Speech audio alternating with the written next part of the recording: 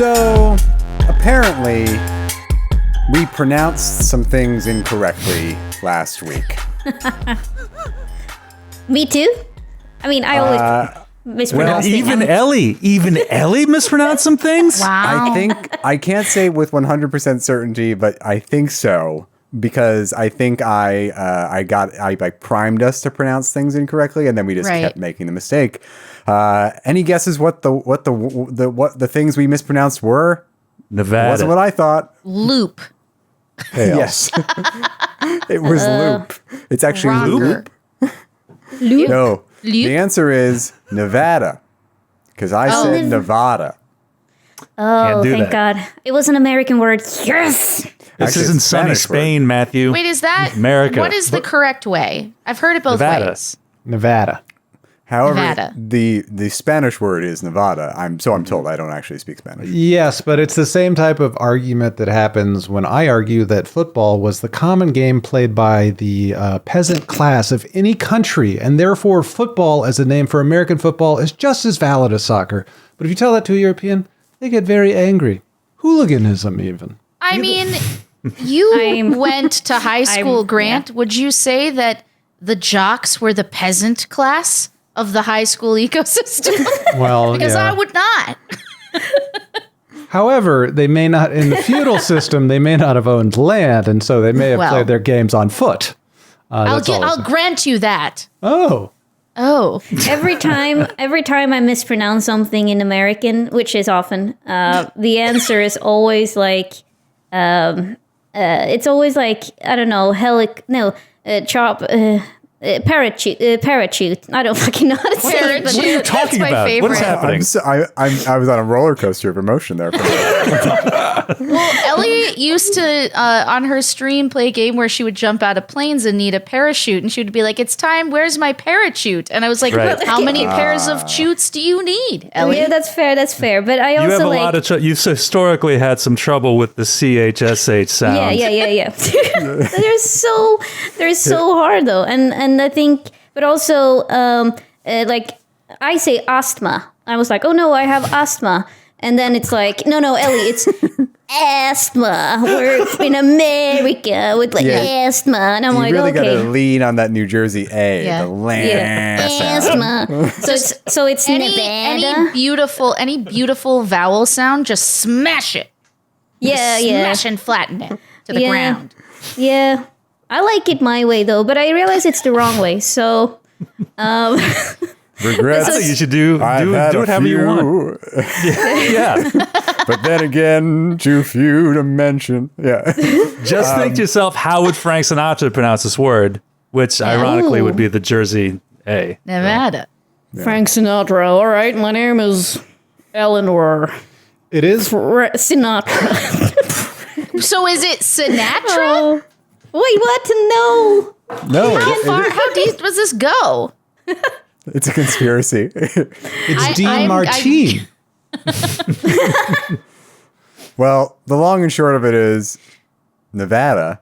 I apologize. Nevada. Oh, right. It's Nevada. Okay, cool. You should This is feel our public particularly poor about this because every 4 years during a presidential election, they talk about how one of the biggest gags that touring politicians make when visiting the state is mispronouncing it. Now, I've been told I have also been mispronouncing Skid's home state my entire life as well. How do you pronounce it? Well, I was saying Colorado, but I was told that was wrong. Colorado? That it was Colorado. No, you'd have to God. be an idiot to pronounce it that way. Yeah. Flat American idiot. All right. I both feel worse and better. I'm not sure what's right anymore. I'm going to be very honest with you. I'm very scared about the apologies we'll be making next week when I pronounce cat cot and dog dag. You know, Juniper did pull out a Discman pretty early on, historically That's a speaking. Discman, actually, A Discman. as I've learned. A Come on. Oh, well, if you guys feel bad about mispronouncing your own country's names, then I'm like, imagine what I'm feeling. American English is a ride, Ellie. I mean, you know that better than anybody else. Oh, yeah. It's every time, a casting director is like, so, what's your American accent? And I'm like, or like, what's your actual accent? And I'm like, This is What you see is what you get, gentlemen. yeah. Whatever this is it. Yeah, and she's like, well, it says here you're from Sweden. Doesn't sound Swedish to me. And I'm like, no, well, okay. Just ask her what she needs to jump out of an airplane. Yeah, what do you- yeah. That's so good. Oh, yeah. Yep. Well, I considered, retconning the setting to Sweden to avoid our hideous gaffe, but I think the damage has been done. That would have been drastic. Yeah. That would have been the drastic response. I'm glad you didn't go that far. What funny foibles will we commit this time? What foibles indeed. Well, how are you guys doing? Anne, how are you? I'm great, Matt. I'm really excited to just go into this with one condition on my character already from last session.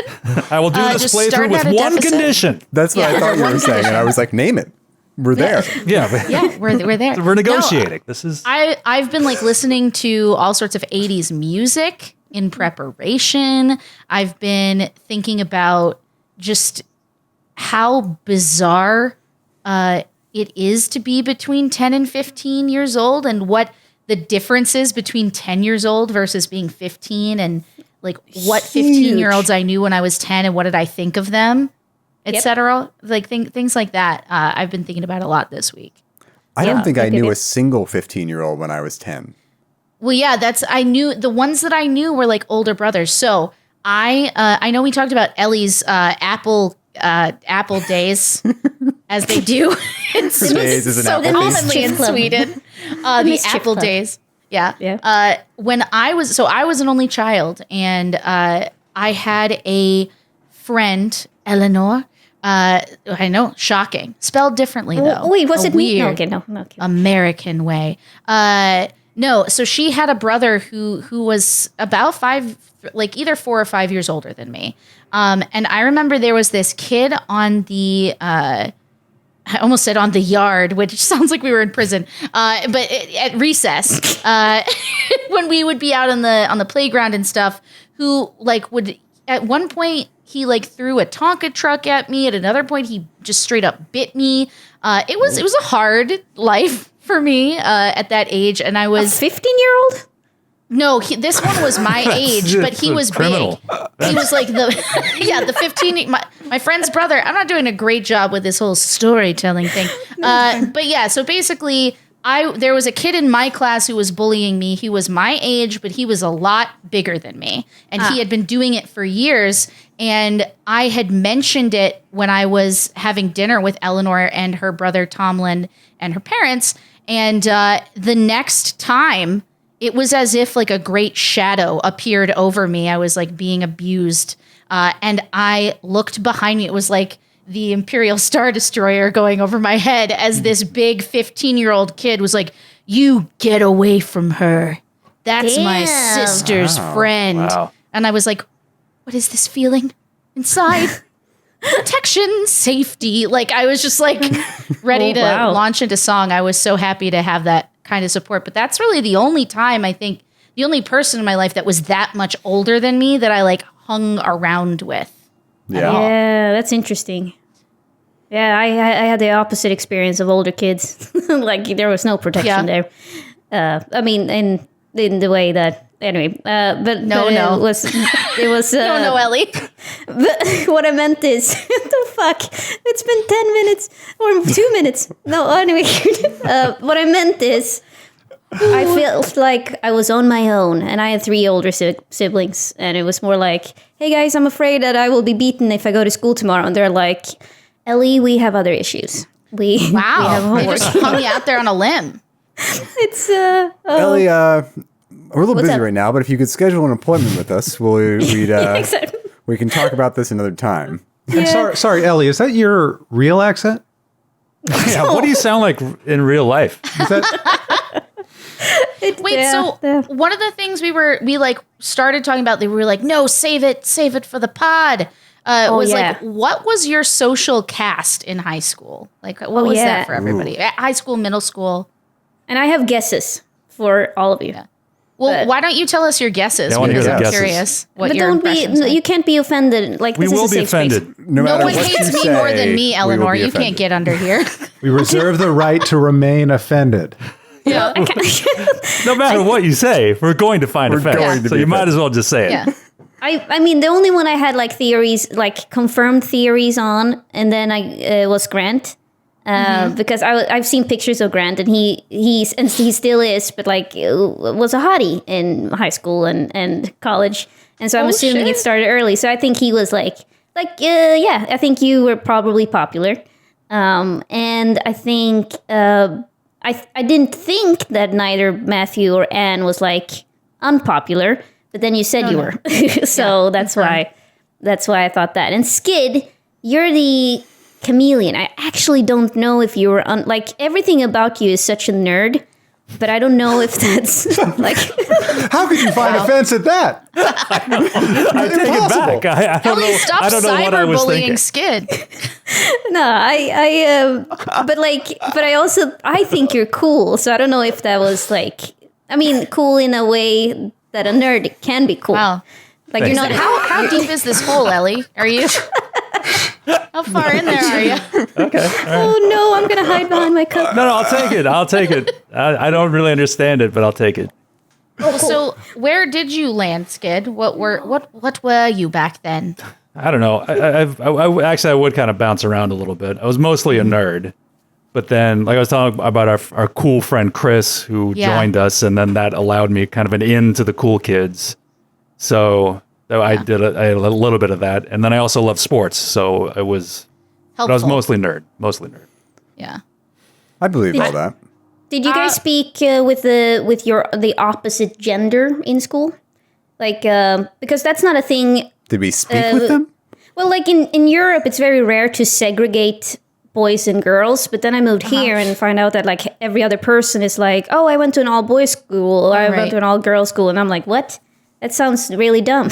I went to an all girls summer camp around the ages that were like playing these kids, but I was on a middle school team that was co-ed for soccer and stuff like that, like at school. So I don't know. I wasn't separated. So you could speak to the opposite. Yeah, 100%. It's just whether or not they felt like saying anything back.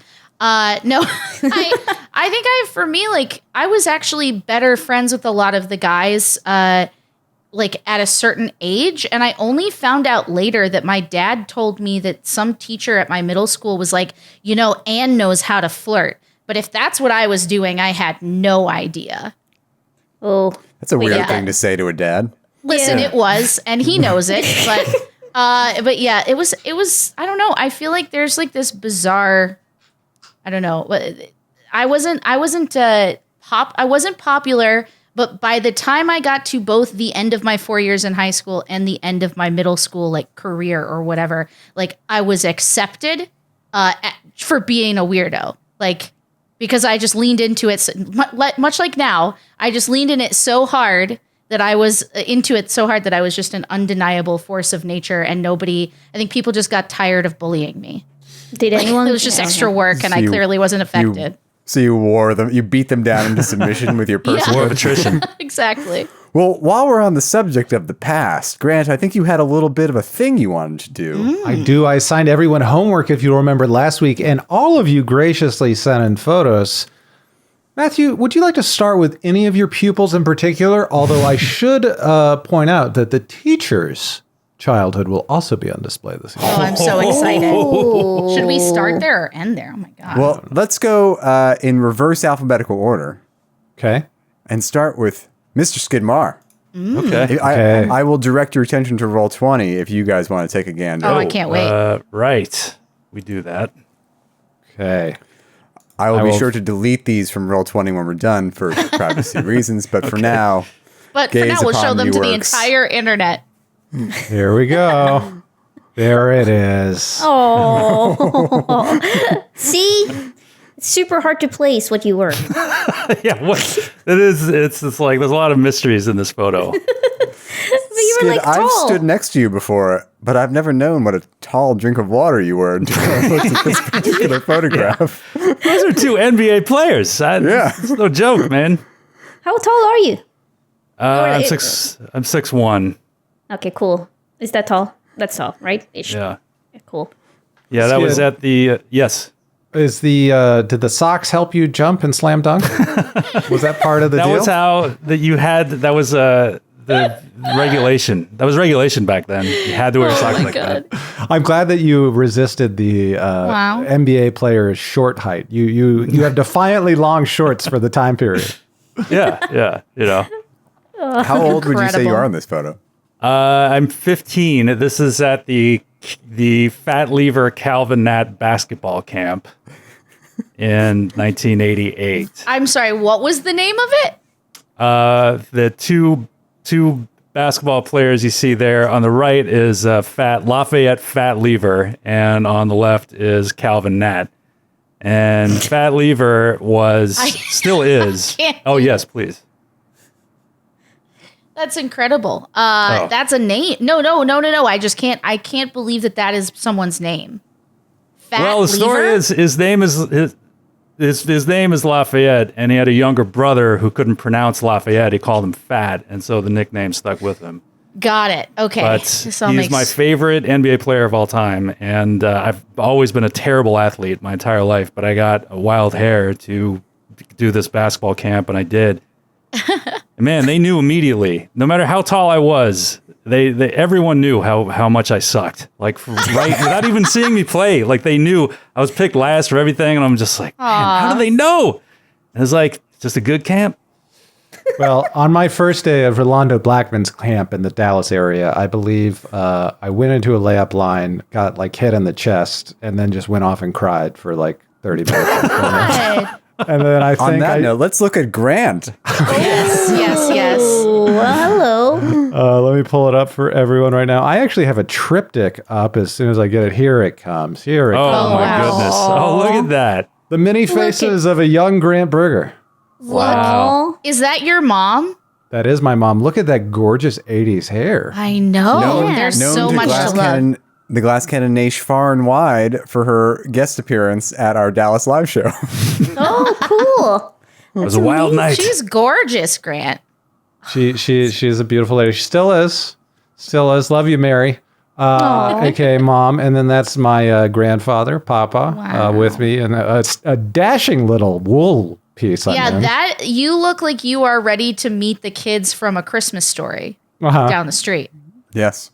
And then finally, I think I'm wearing period-appropriate footwear, which you can see the bottom of because I'm so wacky I'm on my head. How does that even happen? I don't know. Some things never change.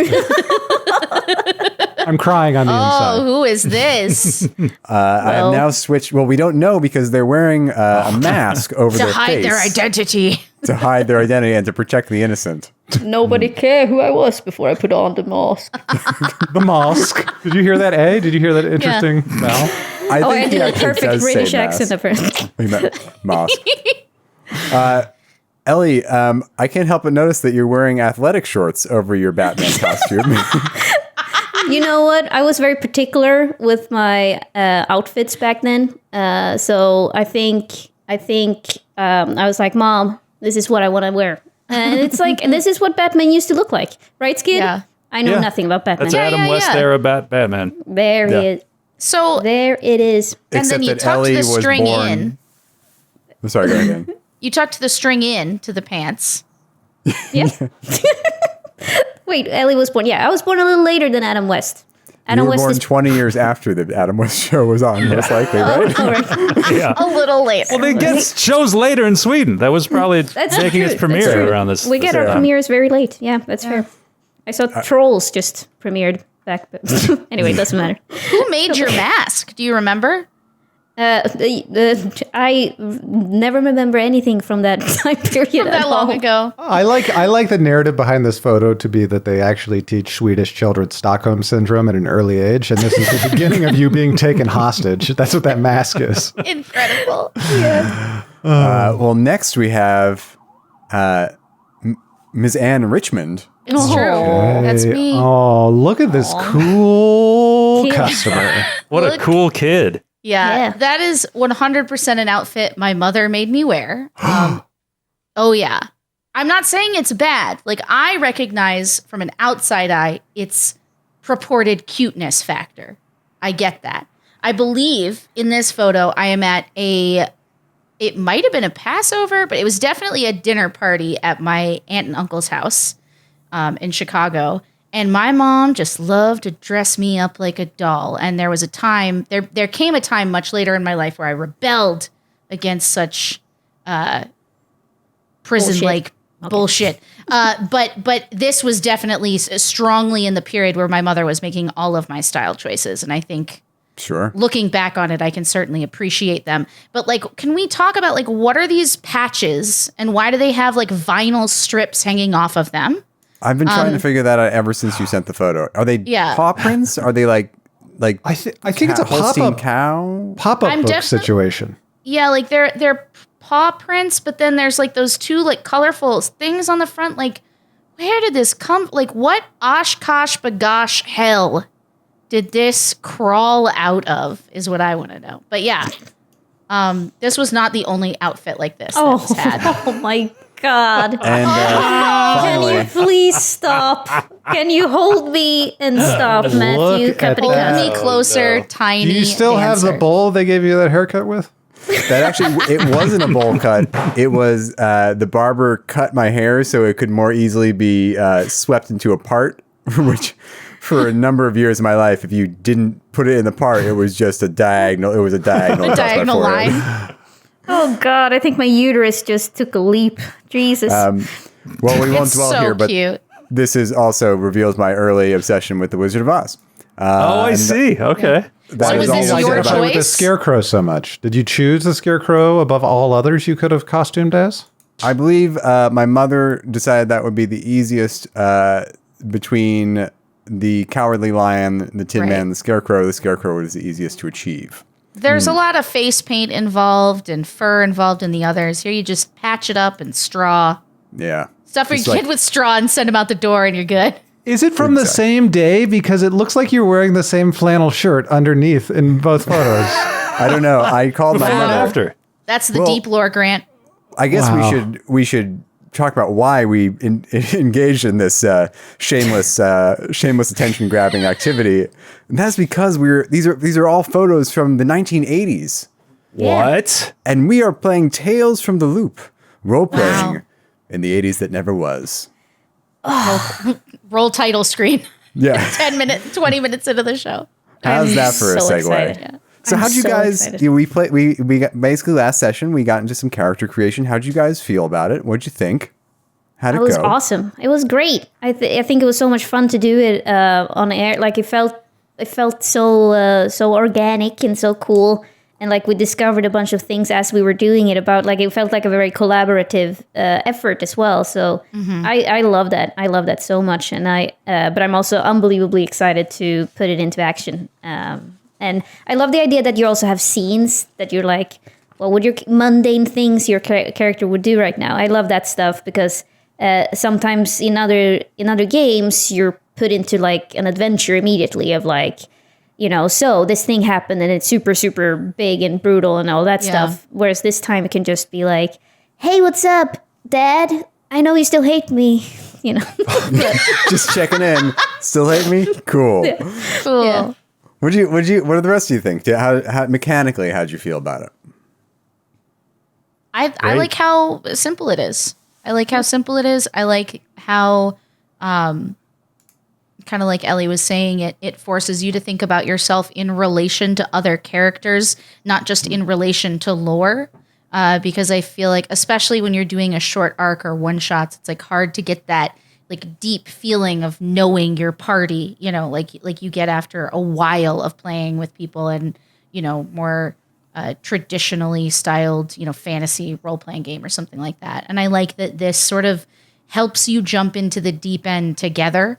And I think that that's a cool thing. And I think it's something we clearly really took to because we could have had those conversations for a million hours. Yeah, like without stopping. There's a whole mechanic that I love from character creation where the GM just gets question time. I mentioned this last time, and we just skipped it because we were running low on time, and you guys had already done it just naturally. I should also take stop. this opportunity to mention that we again want to thank Free League, who publishes Tales from the Loop, who is also supporting tonight's stream by giving away even more starter kits if you want What? to try this game. Yeah, I know, right? Oh my goodness. And how? Tonight we're giving away 4 digital copies of the Tales from Loop starter kit. A link, pay attention to the chat, which is, I believe will be over there or possibly over there or possibly where you're watching, neither of those directions. But either way, Brennan will post a link. You can click that link to enter, and the winners will be announced in the chat tonight by the end of the show.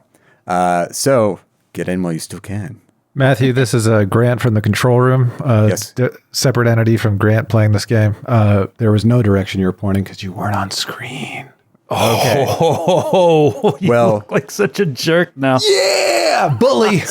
To go back to the Scarecrow, sometimes they go both ways. Alrighty. Well, why don't we dive in? You guys, let's take a minute to re-meet each of your characters. This is, Yeah. I didn't say this up top, but this is new game Who Dis, and this is a new game, so I want to know who this is. Who All of this you. is? Who this? So, Grant, who did we meet last week? You had the honor of meeting Heather Bianchi, who is, I don't know, kind of popular. Kind of popular. You I know, don't know. she's got a rockin' sense of the most tubular fashions of the time, and might know how to wear them, and has a way of navigating the school like a beautiful social butterfly. And she's from a rich family, but she's actually very driven and smart, and has some challenges that are facing her, and she wants to get out of high school, start the next chapter of her life, and maybe create a new identity. I think that's actually exciting for her.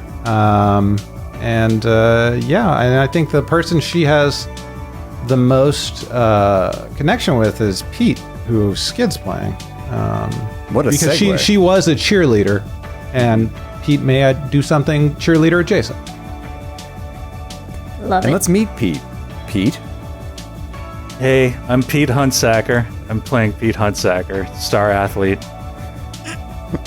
Star athlete. How old are you, Wow. Pete? Home. I'm 14 years old, so I have 1 luck point.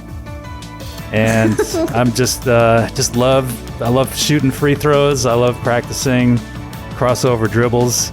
And I love getting out of the house away from my alcoholic father and the memory of my dead mother. Right. Well, and Pete has an unlikely friend in Ellie's character. Hi. Ellie, who are you playing? I'm Emil Bergman. I spent the first 2 years of living in America not knowing the language, and so I was basically alone that entire time. And I'm scared of my dad, but I still want to impress him because he's like a really cool, smart engineer, and I wish I could become like him.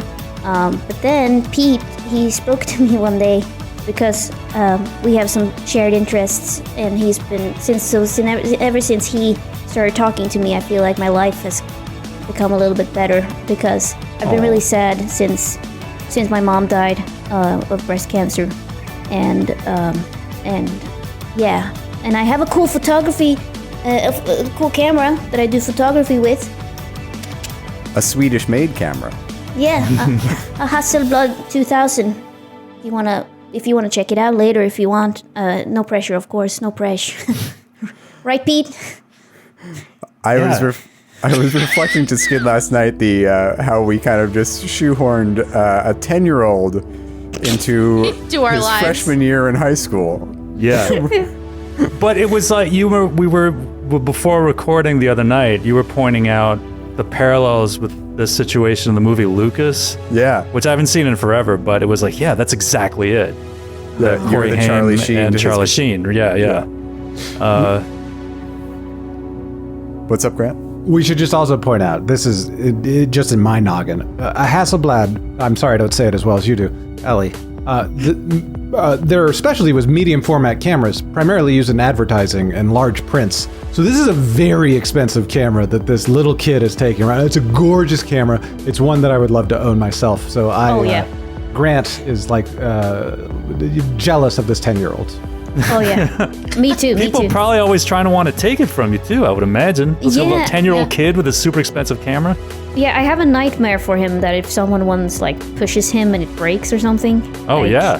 Because he inherited it from his grandfather, which is also true for my grandfather was a great photographer and had a Hasselblad, and you know it was the coolest thing I've ever seen in my life. But that one was I think from the 60s or something. So this one is a little newer. Yeah. That's actually funny because you have our what do you call it? Our key item or something? What is it called? The iconic item. Iconic item. So like you have a very expensive iconic item that no kid should be trusted with, and I do too because I have my Armin Gilliam game-worn jersey that my mom bought for me at a charity auction before he died. Like this should be under a frame.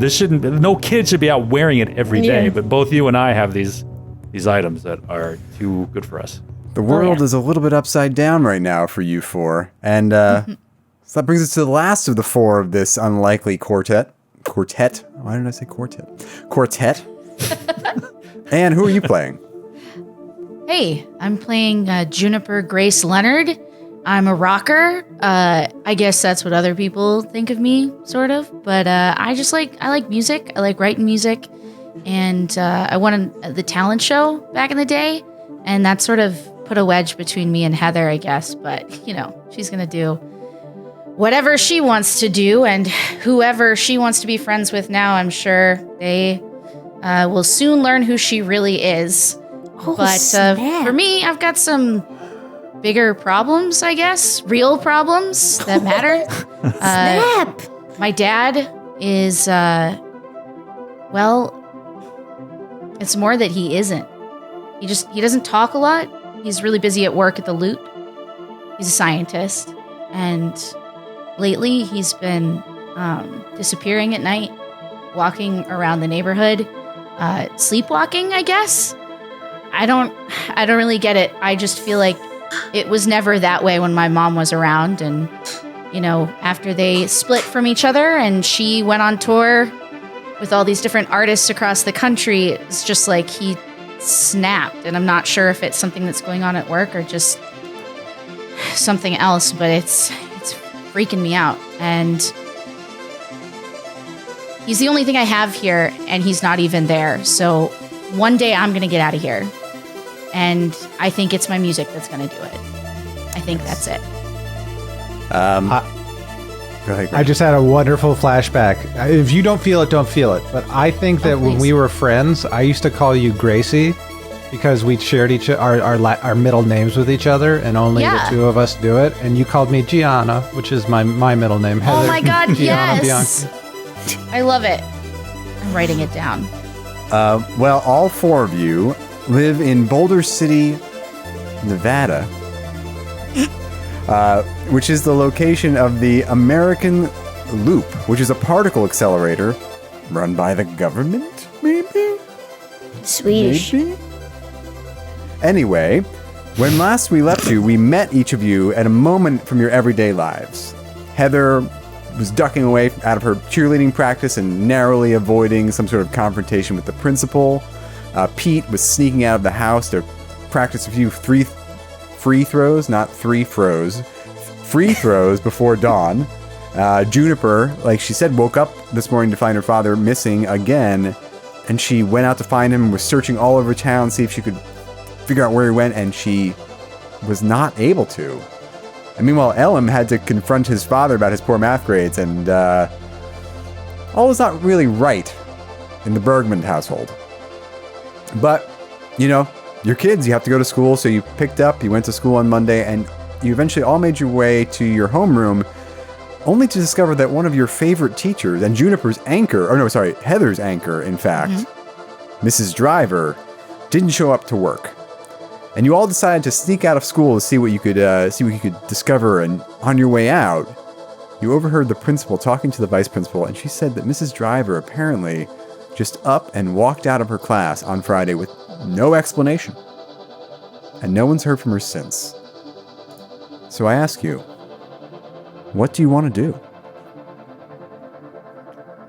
So we ducked out. Yeah, we I successfully was saying, like, ducked out, yeah. there's nothing to keep up. This is an excuse, an opportunity for us to leave campus for the day. Yeah. And this is an excuse to go looking for someone that's important to one of us. So, but where did we leave it? What was the last thing we did? We were just kind of running away from the school. Okay. Some of you successfully rolled sneak, and the ones who Right. did rolled well enough to help the others who rolled poorly. And you all were sneaking out, and in the process of sneaking out of that, getting to the girls' room that has the loose window that you can climb out of, you overheard the principal and the vice principal talking. So, Right. presumably, I assume you would like to finish your sneak and get out of the school, but then Yes. Yeah. Boulder So- City is your oyster. Juniper is gonna kind of jog up next to Pete and say, dude, we gotta get off the street. Like, someone's gonna notice we're not in school. We can't just run around like nothing's wrong. Yeah, that's true. So Pete goes over into the middle of the road with his mighty strength, and he yanks a manhole cover out of the street and throws it like 50 feet away. Says, "Come with me," and he goes into the sewer. Roll force. Jesus. Didn't know Pete was a turtle. No successes. So you My get back! you do everything you just said except for yank the manhole cover out and throw it And away. he starts like trying to yank the manhole cover out, and even with his mighty strength, he is unable to do it. And She Like, kind "Okay, of you're right. Okay, let's go somewhere else other yeah, than the sewer. she kind of watches that all happen for a second and like stifles a laugh and then goes, I kind of meant like the hideout, but sure. I mean, Oh no, that no, no! seems right. like a creative solution. But like the Okay. gas station, Let's up go to on, let's go to the clubhouse. yeah, Oh, yeah. the clubhouse. Okay, cool. Also, Heather, are you worth- coming? yeah, I mean, I guess I could walk with you guys. I don't think all three of you can fit in my dad's Mercedes. Mercedes. Come It's an SL Roadster. You think your legs are gonna make it? Ooh, maybe. I don't know. Are you going to be able to make it on foot? No, she doesn't drive off. She walks.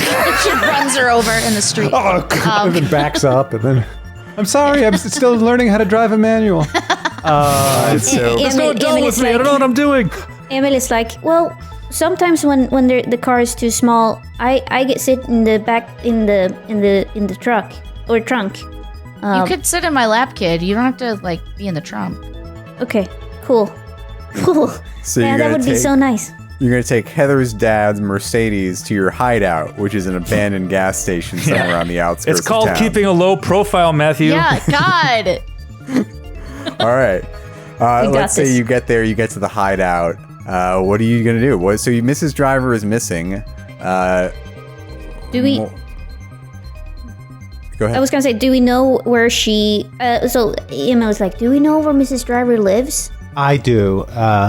You know, I write her a letter every Christmas. We send her a family card. We're kind of best friends.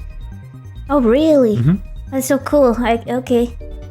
So as her anchor, as Heather's anchor, Heather would know where Mrs. Driver lived. Yeah. Do you want to go to her house? Yeah, but Heather, again, like I said last, has never been there, but she loves driving past it. She likes daydreaming of being an adult and friends with this other adult. Like, it's fun for her to think about, but like, it'd be weird for a student to go to a teacher's house. So Yeah. Yes. Heather, So- I don't want you to violate the terms of your restraining order or anything. You sure? Maybe you should hang back, like about 55 feet. She's Juniper kind of like muddles about, kind of walking back and forth in the clubhouse a little bit, and then she finally just says, "Okay, I guess I haven't really said anything about this, but my dad, he's also been sort of just getting up and leaving the house sometimes in the middle of the night." Oh, is it because he's seeing a woman?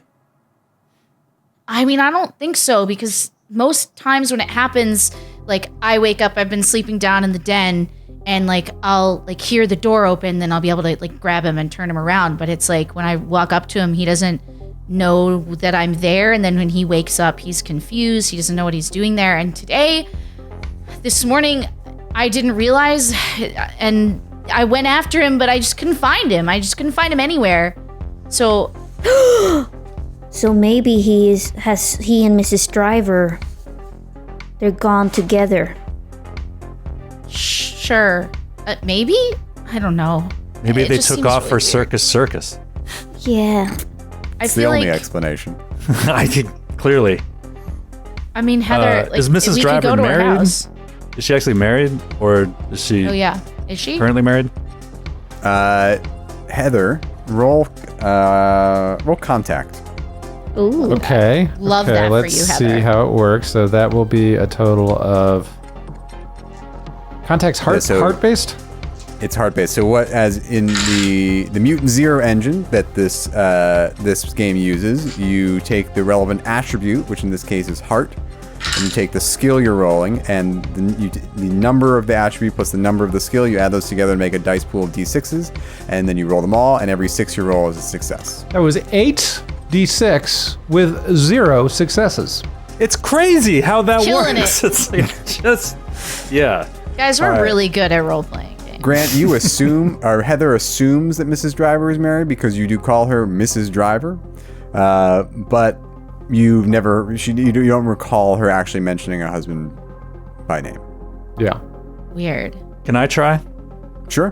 for the contact? I can do 4 dice. Nice. Oh, 5 actually. I could do 6, but I mean, you go ahead. No. Nope. Mrs. Okay. Driver has a very mysterious home life. May I attempt, or is this it? Because I No, know go you've for it. let. Go for it. Okay, I'm gonna roll my 6 dice. We're all just gonna pray. I swear to God, if Juniper knows and I don't, I'm going to be so embarrassed. I know.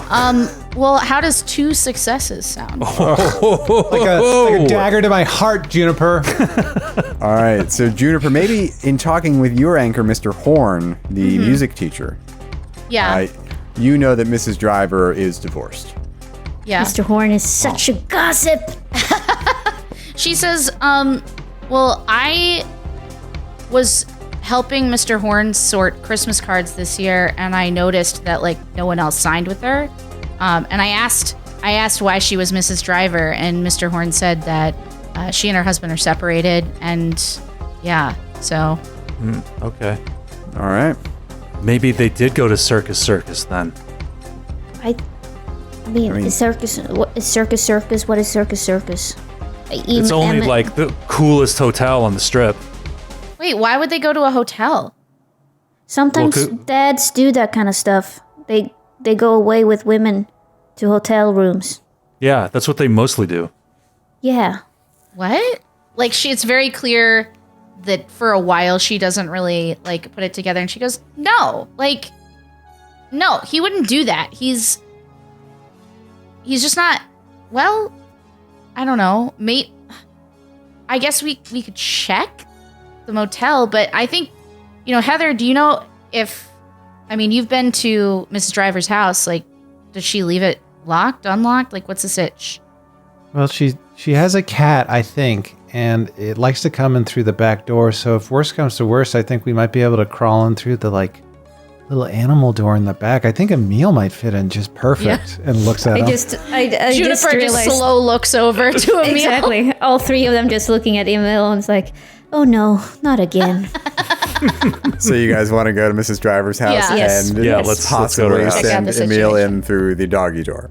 Yeah. Go God. break into her house. If nobody's there, circus is only 45 minutes away. Yeah. And we should clarify, since we're all minors, this won't go on our permanent record. We can't be held accountable for we can this do whatever we B&E. want. Heather, We how could do you straight know up that? murder a guy, and it would be wiped clean in 4 years.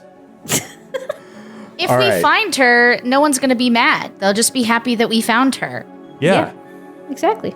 All right. Nothing. You go to Mrs. Driver's house, and you get there, and what do you do? Okay, guys. I can try to sneak in the back door and then open for you guys. Yeah. I mean, we'll be right here. Nothing. She looks a little guiltily that they're just about to shove this 10-year-old in the back know. door of a teacher's house. Yeah. Maybe we should try knock on the door first, just see if anyone's home. Yeah. Yeah, I guess knocking, would be an option. Yeah. Juniper's gonna run up and just kind of be like, yeah, just before you do, and she's gonna knock on the door. You knock. No answer. All right, break in. Yeah. Okay, cool. This Daniel. escalates that quickly. We're just like, okay, break down the door. No. Okay. All right. So the idea is to Burn it down. You're going to send Emil in through the doggy door in the back. Yeah, All or right. like if there's a basement window or like something that's open or easier to access. But yeah. All right. So I'm going to need a sneak roll from all of you to get into the backyard without attracting any undue attention. And then we'll go from there. And sneak is body based. Sneak is body based. 3 successes. Okay. Ooh, 2 successes. 2 successes. 1 success. Okay, so now this task only required 1 success, so you all passed. However, you can buy bonus effects. So here's what I'm going to do. I'm going to collectively use your bonus effects to reveal some things when you find the back door unlocked. Okay, Emil is halfway through it, and then it's like, oh no, this opens, and then he's like stuck in We the door. swing the door open wide and Just just open the fly door out. back and forth, and Emil's like, Hey, it was open. all right. Inside She, like, Mrs. reaches Driver's down. house, you free Emil, and then you walk into the kitchen. Nothing seems out of order. Coffee cup in the sink. Oh, Grant, this music. This is great. Sorry, the rhythm got me again. Rhythm is going to get you, as Gloria Estefan once said. Yeah. Every episode has to have at least one Gloria Estefan reference. Was Maybe she more than officially one. Miami Sound Machine in 1988, or was she at that point Gloria Estefan I separately? think she was Gloria Estefan at that point. Okay. I think the Miami Sound Machine had broken down. It was in the shop at that point. All right. So you make it into Mrs. Driver's house, and because you rolled so well on the sneak, actually, you know what? Give me an investigate roll. Oh, cool. I have. I'm assuming you like walk through her house. You're calling her name, trying to see if you see anything out of the ordinary. Yeah, And that's I have 8. I have 8 in this investigate. If anyone. Okay, sorry. Should we all? Sorry. I was just asking, can we roll untrained if we haven't put any points into it? Can we just use the associated stat? Okay, great. Yeah. All right, I'm gonna.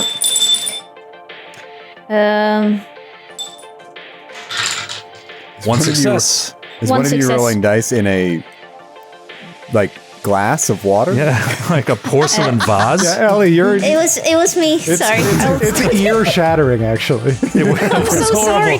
That was the worst noise in the world. I'm sure that dish is very Swedish and modern, but it also is Killing you. I'm so killing us sorry. all. All right, sorry. My ears have recovered. How many successes? I think Grant and I got each 1 success each. And I got one. I had I got one, a yeah. success. Okay. You spend some time going through the house. Nothing looks out of order. She keeps a very nice house. She has a nice collection of books. She apparently likes to read. She is the English teacher.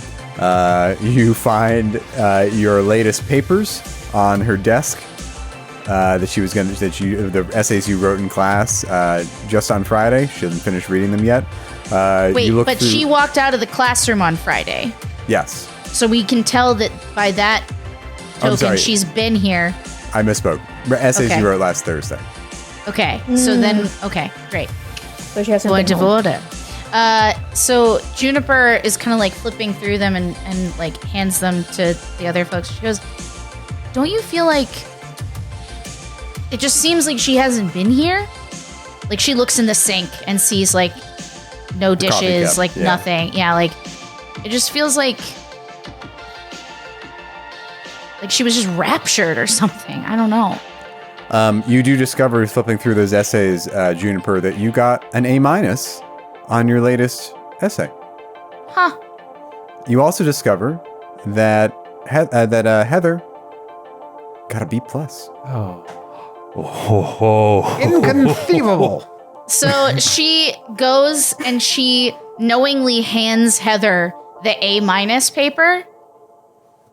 And then she goes, "Oh, shit, sorry, that was the wrong one." And she hands her the B one, just so she knows that I got a better grade. You can hear the paper, the wide ruled or college ruled paper just shaking in her hands and fluttering around. I think she takes that opportunity to look off at the bookshelves, and she's like looking for any like contemporary female authors, like The House on Mango Street or The Color Purple or a book like that, to like try to grab off the shelves. Anything by like Margaret Atwood, maybe. Hold on, I have to look up some publication years. Yes, you do find The House on Mango Street. You also find The Color Purple. Excellent. Wow. Amazing. Score. Graham. So are you're gonna boost some contemporary fiction titles from your English teacher? I think if everyone's not looking, she might like take one, because it's kind of like, you know, it's like like when your crush leaves a sweater and you like smell it at once before you give it back. Like it's like that kind of thing. She just like really wants to be Mrs. Driver one day.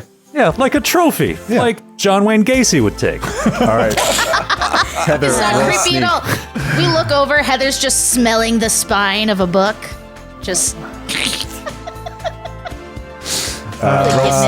Okay, one success. All right, you successfully boost one of those books. Nice. Slick. I think Emil is like, are we all investigating individually? Yeah. Yeah, well, Okay, I'll give you the gist of it. Is that what Juniper said sounds right. That like nothing seems out of order. Yeah, there's like a coffee cup in the sink, but it's days old.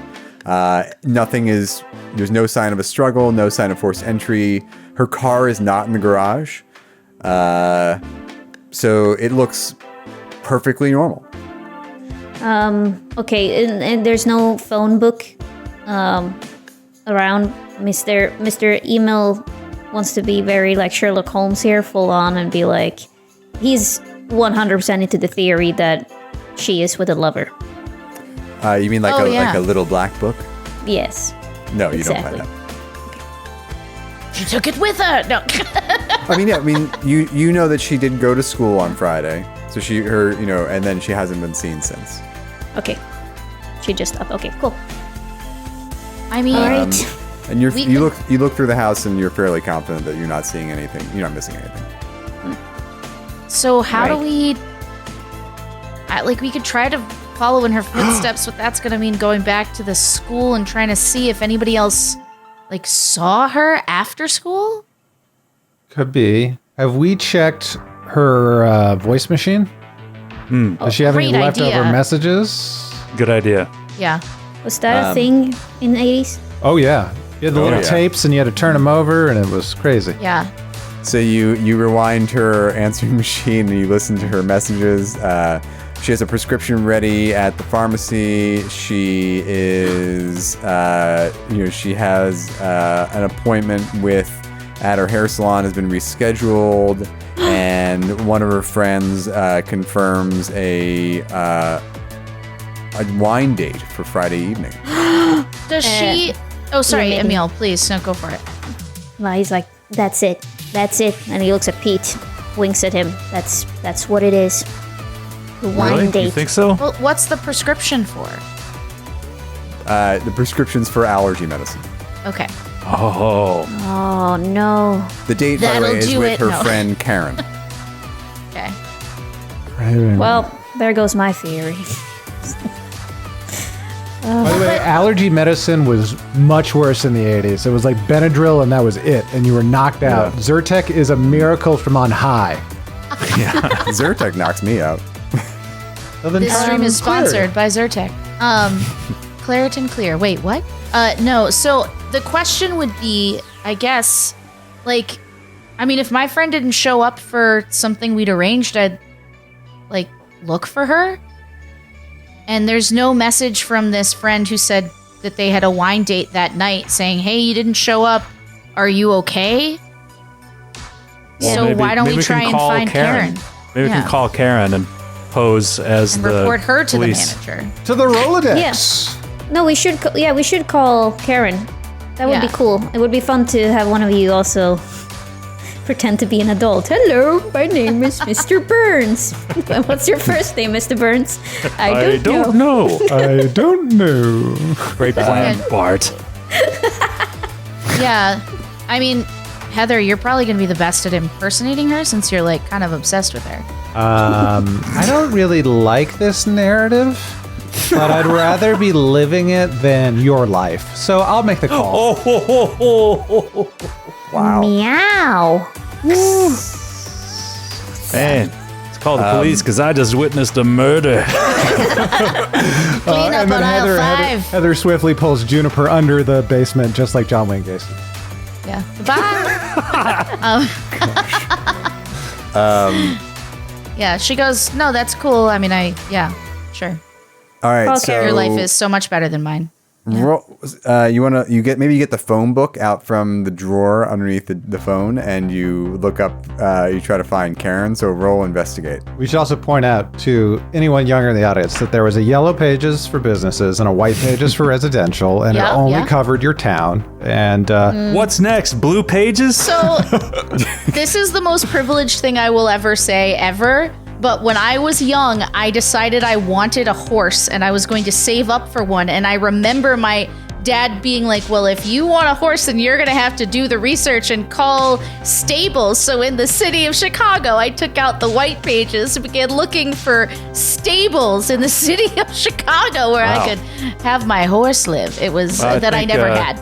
I think my dad would have just said no. It was like, if you can buy it, then you can have It's it. different parenting, you know? Yeah. Different parenting techniques. But okay, yeah, so we call Karen. And Heather is going to talk to Karen. what do you want me to roll, Matthew? Roll investigate. See if you can find her number. Okay, so no training, so that will be a 4 in mind. But 1 success. Okay, you're pretty sure that the Karen Chisholm you find is the Karen that Mrs. Driver had a date with, and do you want to call her? Yes, but I don't want to pretend to be Mrs. Driver. I'd like to pretend to be from the... Were they having a wine date like at a restaurant or something? Oh, No, yeah, good idea. They were staying She in left town. her wallet. Yeah. Yeah, so I'll say that, dial in the number, beep, boop, boop, boop, boop, boop, boop. And Goes to voicemail. Damn it. She's dead too. They've both been murdered. There's been a murder. Heather. It's 10 murders. And Emil is like, not that I'm saying that your dad is dead, Juniper, but it might be. We all might be dead. I saw that on TV the other day. We're the leap to conclusions gang. Yeah, you really are. Broad sweeping accusations. It's my All favorite. right, what do you want to do? You're standing in your teacher's house. Yeah. You're playing hooky from man. school. I mean, Playing hooky. I feel like we need to talk to somebody who knows what her behavior is, because I don't want to leap to the conclusion that like she's been having the same issues as my dad, but if we could talk to somebody else, like if we could talk to Mr. Horn or somebody else at school, maybe we'd know. Or maybe we could, like, your dad. Where does he work? He works at the Loop. He works at the Loop, so like the main reactor. I was thinking maybe if he's back there, at least he's been found, so to speak. But if he hasn't been found either, like there's 3 people missing, then maybe. Do we actually have any like hard reason to believe that her dad and Mrs. Driver's linked at all? Nah. Or is it No, just only because the only link is simply because they both like shut Disappeared. down and disappeared somewhere. Did your dad know where he ended up, or did he just come home? Do you know where he went to? Could we go to that location? This is a question for Matthew that I guess we can discover now as we play this incredible game. But I feel like in my mind, like he never came home on his own. Like he doesn't come home unless I find him. This is the first time I've ever not been able to find him. So I don't. Is there a trend to where he goes? That's a I question think for you. you find him like he's kind of sleepwalks. Like you find him like Yeah. you never find him terribly far from the house. Sometimes he gets like around the corner, or sometimes Yeah. he gets as far as like the park. Yeah. But he doesn't seem to have a destination in mind when he sleepwalks. Yeah, I mean, it's not like a trend, guys. I don't know where he goes, but I mean, like, you can't sleepwalk forever, so maybe he woke up and went to work, I guess. You could try calling him at the office. Yeah, I'll try to do that. All right. Yep. So Juniper dials her dad's office number, and he answers. Yo, Juniper, what?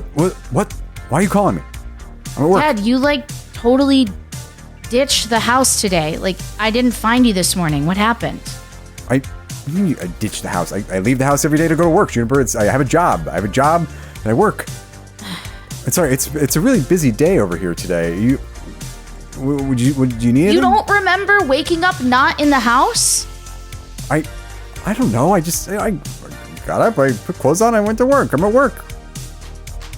Dad, this is messed up. You can't keep denying that this is happening. I don't know that I'm denying anything, Juniper. Am I not supposed to go to work? I'm sorry, honey. I don't understand. Have you heard anything about, like, anyone just, like, I don't know, like, missing from the school? Is that something you guys have talked about at work? Missing from the school. Hey, where are you right now? How are you calling me? Aren't you I'm supposed to be calling in from the class? payphone in the cafeteria, duh, she says, like, her eyes going wide and, like, a vein appearing on her head. In a totally empty, quiet cafeteria. Yeah.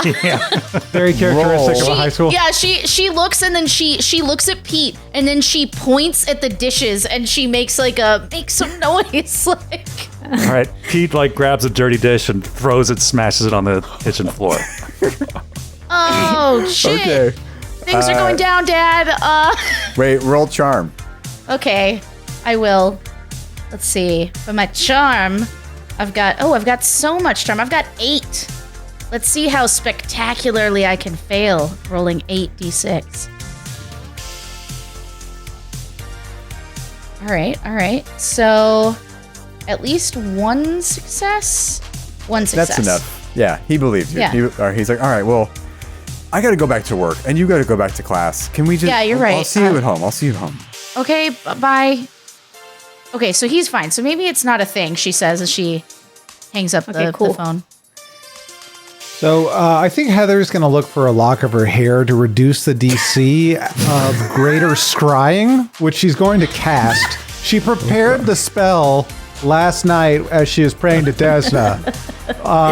This is I the love how 80s. you're It never like, happened. I don't love this narrative, but No, I'm just a hangover from Pathfinder. You know, I'm used to. Yeah, I feel you.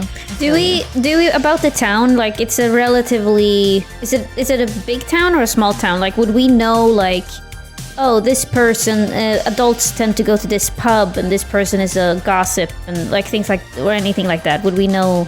I mean, you don't know, but you might be able to find some adults who know if you wanted to ask around. Oh, I mean, we could talk to the librarian, which is my anchor. Yeah, why not? Yeah, no one knows the night scene better than a librarian. Yeah, exactly. Yeah, let's go ask. I feel like we're Or we can talk to coming your back coach. around to we need people who were mutual friends, right? We need to ask them what they know.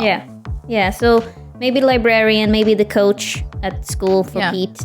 The 80s was the peak time where the librarian like took the scrunchie out of their hair and took their glasses off. So this could be a secretly cool librarian that knows everything. Yeah, we that's don't going know. on. Exactly. Maybe the librarian's just doing bumps of coke off of the spines of the books. Yeah, Oh, Heather, that's you why know you're about stealing that. your books. Oh my God, did I just pick up a cocaine-infested copy of The Color Purple before we left the house? Oh, we're going to get arrested. My God. So your plan is to go back to the school to talk to the librarian or Mr. Horn or the basketball coach. Yeah. Okay. So we sneak back, right? So are you going to sneak back into the school? Is that your plan? Like Yeah, you're well, going to get. I guess, like, we should just know, like, do we have an out if we get stuck having to go to class again? Like, what's our deal? Well, they're periods in high school, right? So presumably we might have different free periods. There might be time in between classes where we show up late to our next class. You know, we take the 5-minute in between period and extend it at the library. We can maybe do that. She looks at Emil and she's like, do you think you could like make some fake hall passes? Fake hall passes. Well, madame, I shall try. And then he... Oh, a nerd. What a nerdy 10-year-old. Little nerd. Yeah. She's like, she looks around at the two of them and she's just like, I don't know, man. Like, Yeah, and I think he finds a piece of paper and he starts cutting them and makes it and tries to make something a hall pass. But it looks like a dumb hall pass by a 10-year-old. Yeah, I'm going to say that's probably not going to work. It's like, well, my Emil, lady. you know, pass Here you only are. has one A in it, right? Oh no. Oh, is that how they spell it in Sweden, where you're from? Pass? no. Well, Pass? I guess no. And he says, well, hall pass. Well, and then he gets It's flustered. okay. And It's okay, buddy. We'll we'll try work it out. another way. It's okay. Yeah. Okay. So I think you would feel confident that if you got back to the school, you would have to sneak. You could sneak back in through the window in that one girl's bathroom. Yeah. And then you'd have to either hang Like out or fly wait for the casual. bell, and then Yeah. Okay. Yeah. All right. We can do this. This is fine. This is fine. Yeah.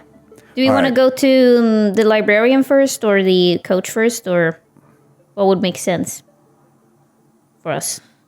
Who should we target? Well, Let's talk to the librarian. yeah. I feel like the librarian, the English teacher would be a good connect. Yeah. All right. So you go back to the school, and Matthew. Oh, I'm so sorry. sorry, go ahead, Anne. I was going to say we had a conversation together in our hideout. Might I suggest that perhaps my condition has been healed? Yeah, I mean, I meant to ask you about that, and then I forgot. So let's say, like, when you brought up your dad at the hideout, the Sure. others helped to comfort you, and because there were more than two of them there, yes, they could heal your condition. Fantastic. Can I roll against her healing that condition? Because I definitely did not May I comfort frighten her deeply? Can I find a way to claw at her deepest insecurity? There is a section in the I core feel like book about you've kid gotta. versus kid. Ooh. Oh, I love it. Kid versus kid. Yeah. But let's make our way back to the school. So, But let's not and you say know we what did. smells like juniper? Her father's breath on a Friday. After drinking all that gin, is what I mean. I'm so glad you explained that burn there, Grant. It was Yeah. good that you continued Yeah, on. with the she just thought. like looks at you and she's like, "Are you smelling my dad's breath? In what capacity is that you information you've smell gathered?" it from the car when he picks you up. I'm worried about you. That's all. That's why I bring it up. I'm just worried. Yeah, you're so worried. Thanks. All right, let's say it's about 1 p.m. now. You had to take some time to investigate the house. You had to figure out what to do. And you make your way back to the school, and you are going to sneak your way around to the bathroom window that you climbed out of. When you notice something strange, I can't wait. you see Mr. Horn just open up the front doors of the building and just start walking down the street on foot. Not particularly rushed. He just starts walking. Yeah. must follow Juniper him. like grabs, like puts her hand out and like stops them and goes, whoa, what's? We should follow him. Yeah. Yeah. Yeah, she's gonna sort of like jog up beside him and be like, Mr. Horn, hey, where are you, Might be Oh. okay? I was hoping like Oh, too late. He's Never mind. like, It's too late. Hi, Juniper. How you doing? Oh, shouldn't you be in class? Yeah. Yeah, and she like realizes that this was the dumbest idea ever, and she reaches into her pocket and takes out a guitar pick and is like, you dropped this. And he takes it and he's like, oh, thanks. And Yeah. then he starts walking She down the fades street. into the bushes like Homer Simpson. Yeah. Mistakes were made. Heather leans down to just- Emil and is like, "This is why no one likes Juniper." Emil is like, I can see that. I was really dumb. Just don't do that. And then Emil walks up to Juniper and slaps her shoulder. Oh, yeah, That was sorry. That was really dumb. Follow me. And then Okay. Emil Great. sneaks after. All right, so you want to After you tail 10-year-old. Mr. Horn? Okay. Yeah, I'm going to need you all to roll sneak. Oh boy. Pete's time to shine. One success. One success. No successes. Oh, boom. Oh. Remember, I'll just throw this out there. You have Yeah, that's luck. a hot no. You also have your iconic item. If you ever want to add a die to your dice pool, if you can make a convincing case why your item would be able to help you with a particular skill. Oh, okay. I am going to use my game-worn Armin Gilliam basketball jersey Nice. to blend into a crowd of UNLV basketball players that are just getting off a team bus. Great. Roll that extra die. I still failed. Wait, I know. I'm sorry. You Get get outta here, that's kid. It's a +2. It's +2. You get 2 extra Oh. dice. Grant. Die. I love it. I love it so much. What a stroke of luck. So this 15-year-old kid tries to blend in with a bunch of college basketball players who all happen to be wearing the similar jerseys, but they just move on. I was They're hoping like- somebody would mistake me for Travis Bice and I'd be all right, but I guess not. and how did Juniper roll? I mean, she like shit. It's not good. No successes. No successes. Okay. Yeah, I could make the request that perhaps in an effort to sneak, she sort of like has her bright pink hair, so she sort of like pulls up her like hoodie and makes it all about her her black leather Cher Tour roadie jacket to sort of not be a child with pink hair in the 80s. So you're going to use your iconic item like Skid did to add 2 dice to your dice pool. Great. That's yeah, try the it. plan. So I'm just gonna roll like a couple more, and we'll see if it. Oh, I got a success! I did it. I have. Oh, nice. I have participated in the sneak. I Okay. think So Emil, Heather, and Juniper are able to successfully tail Mr. Horn. Pete, however, tries to blend in with some passing UNLV basketball players, and Mr. Horn turns around and spots him. However, he notes you there, and he's like, "Is that?" And he stops for a minute, and he's like, "Is that Hunsacker? I'm going to report you. Just go back to class." And then he just turns around and keeps walking. Oh, sorry, Mr. Horn. And I turn around and start running the other way. All right, I will let you roll sneak once more if you want to like double back. and try Okay, to- a double back. I believe nice. in you, Skid. Come on! Come on! This is insane! You explode. No. I'm gonna use my luck point. I'm gonna use All my right, luck. use your and luck. Oh, man. and Reroll. if he fails, I'll use my luck point for him. You can use your luck on his roll. Can I? sadly. Okay. 2 successes. Okay. Yeah. So I'm going to say the not only landing. do you succeed, but you have to use your bonus success to be even more covert now that you've been spotted, and that's fine. Okay. In Tales from the Loop, die rolls are called fun inhibitors. Yeah. I was wondering why, and now that makes It's part of the perfect sense. magnetron. Yeah. All right. So you follow Mr. Horn. He's walking up, like kind of like north, all the way through town. Like this would be definitely be a drive, except he's totally on foot. He's just walking, And- which is that's crazy. Do we have a sense of like what is in this direction in town? I'm assuming we like get on our bikes and cars and we understand like what the town is, like what's around. Well, if you want to direct your attention to roll 20, Dun, you'll dun. see the map of Boulder City. And Wow. you will see, and then if you see the inset, you can see Boulder City High School right there. Oh yeah. But you are walking, northerly. And he's not. It doesn't seem like he's taking any particular path. He's trying to take the most direct path, but he's just Right. heading north. But you would also know north of town is that, the main reactor and the cooling towers. Lake Mead is north. Freaking knew it. Lots of things. Lots of things are north of Boulder City. And you follow him. You see a hover transport passes by. A couple of garbage robots are picking up. They're doing their sweeps and loading the trash cans into the garbage truck that you heard idling outside of my apartment for the first hour of the stream. Yeah, see, a robot would have been done with that job in like 4 minutes. Yeah, seriously. That's right. That's even right. Even an old robot like from the 50s, like this one. Yeah, the one we'd end up with in Queens. Anyway, eventually you find your way. Mr. Horn eventually wends his way towards Hemingway Park, which is a real park. Okay. I googled it to try to do a Google Street View for this beforehand, and it's apparently right next to Bighorn Park, where there are some bighorns. Oh, But anyway, neat. behind there, like to the west, like the northwest of the park, are the mountains, and it's kind of it's very very Nevada, kind of deserty. It's not so hot, but it's still like 90 degrees after 1 o'clock, 1:30. But it's a very it's a very clear day, beautiful day, and he kind of banks to the west and skirts along the mountains. And then instead of making for the trailheads, which are a little farther west, he abruptly turns north up into a small pass and into the mountains. Damn. This is super weird.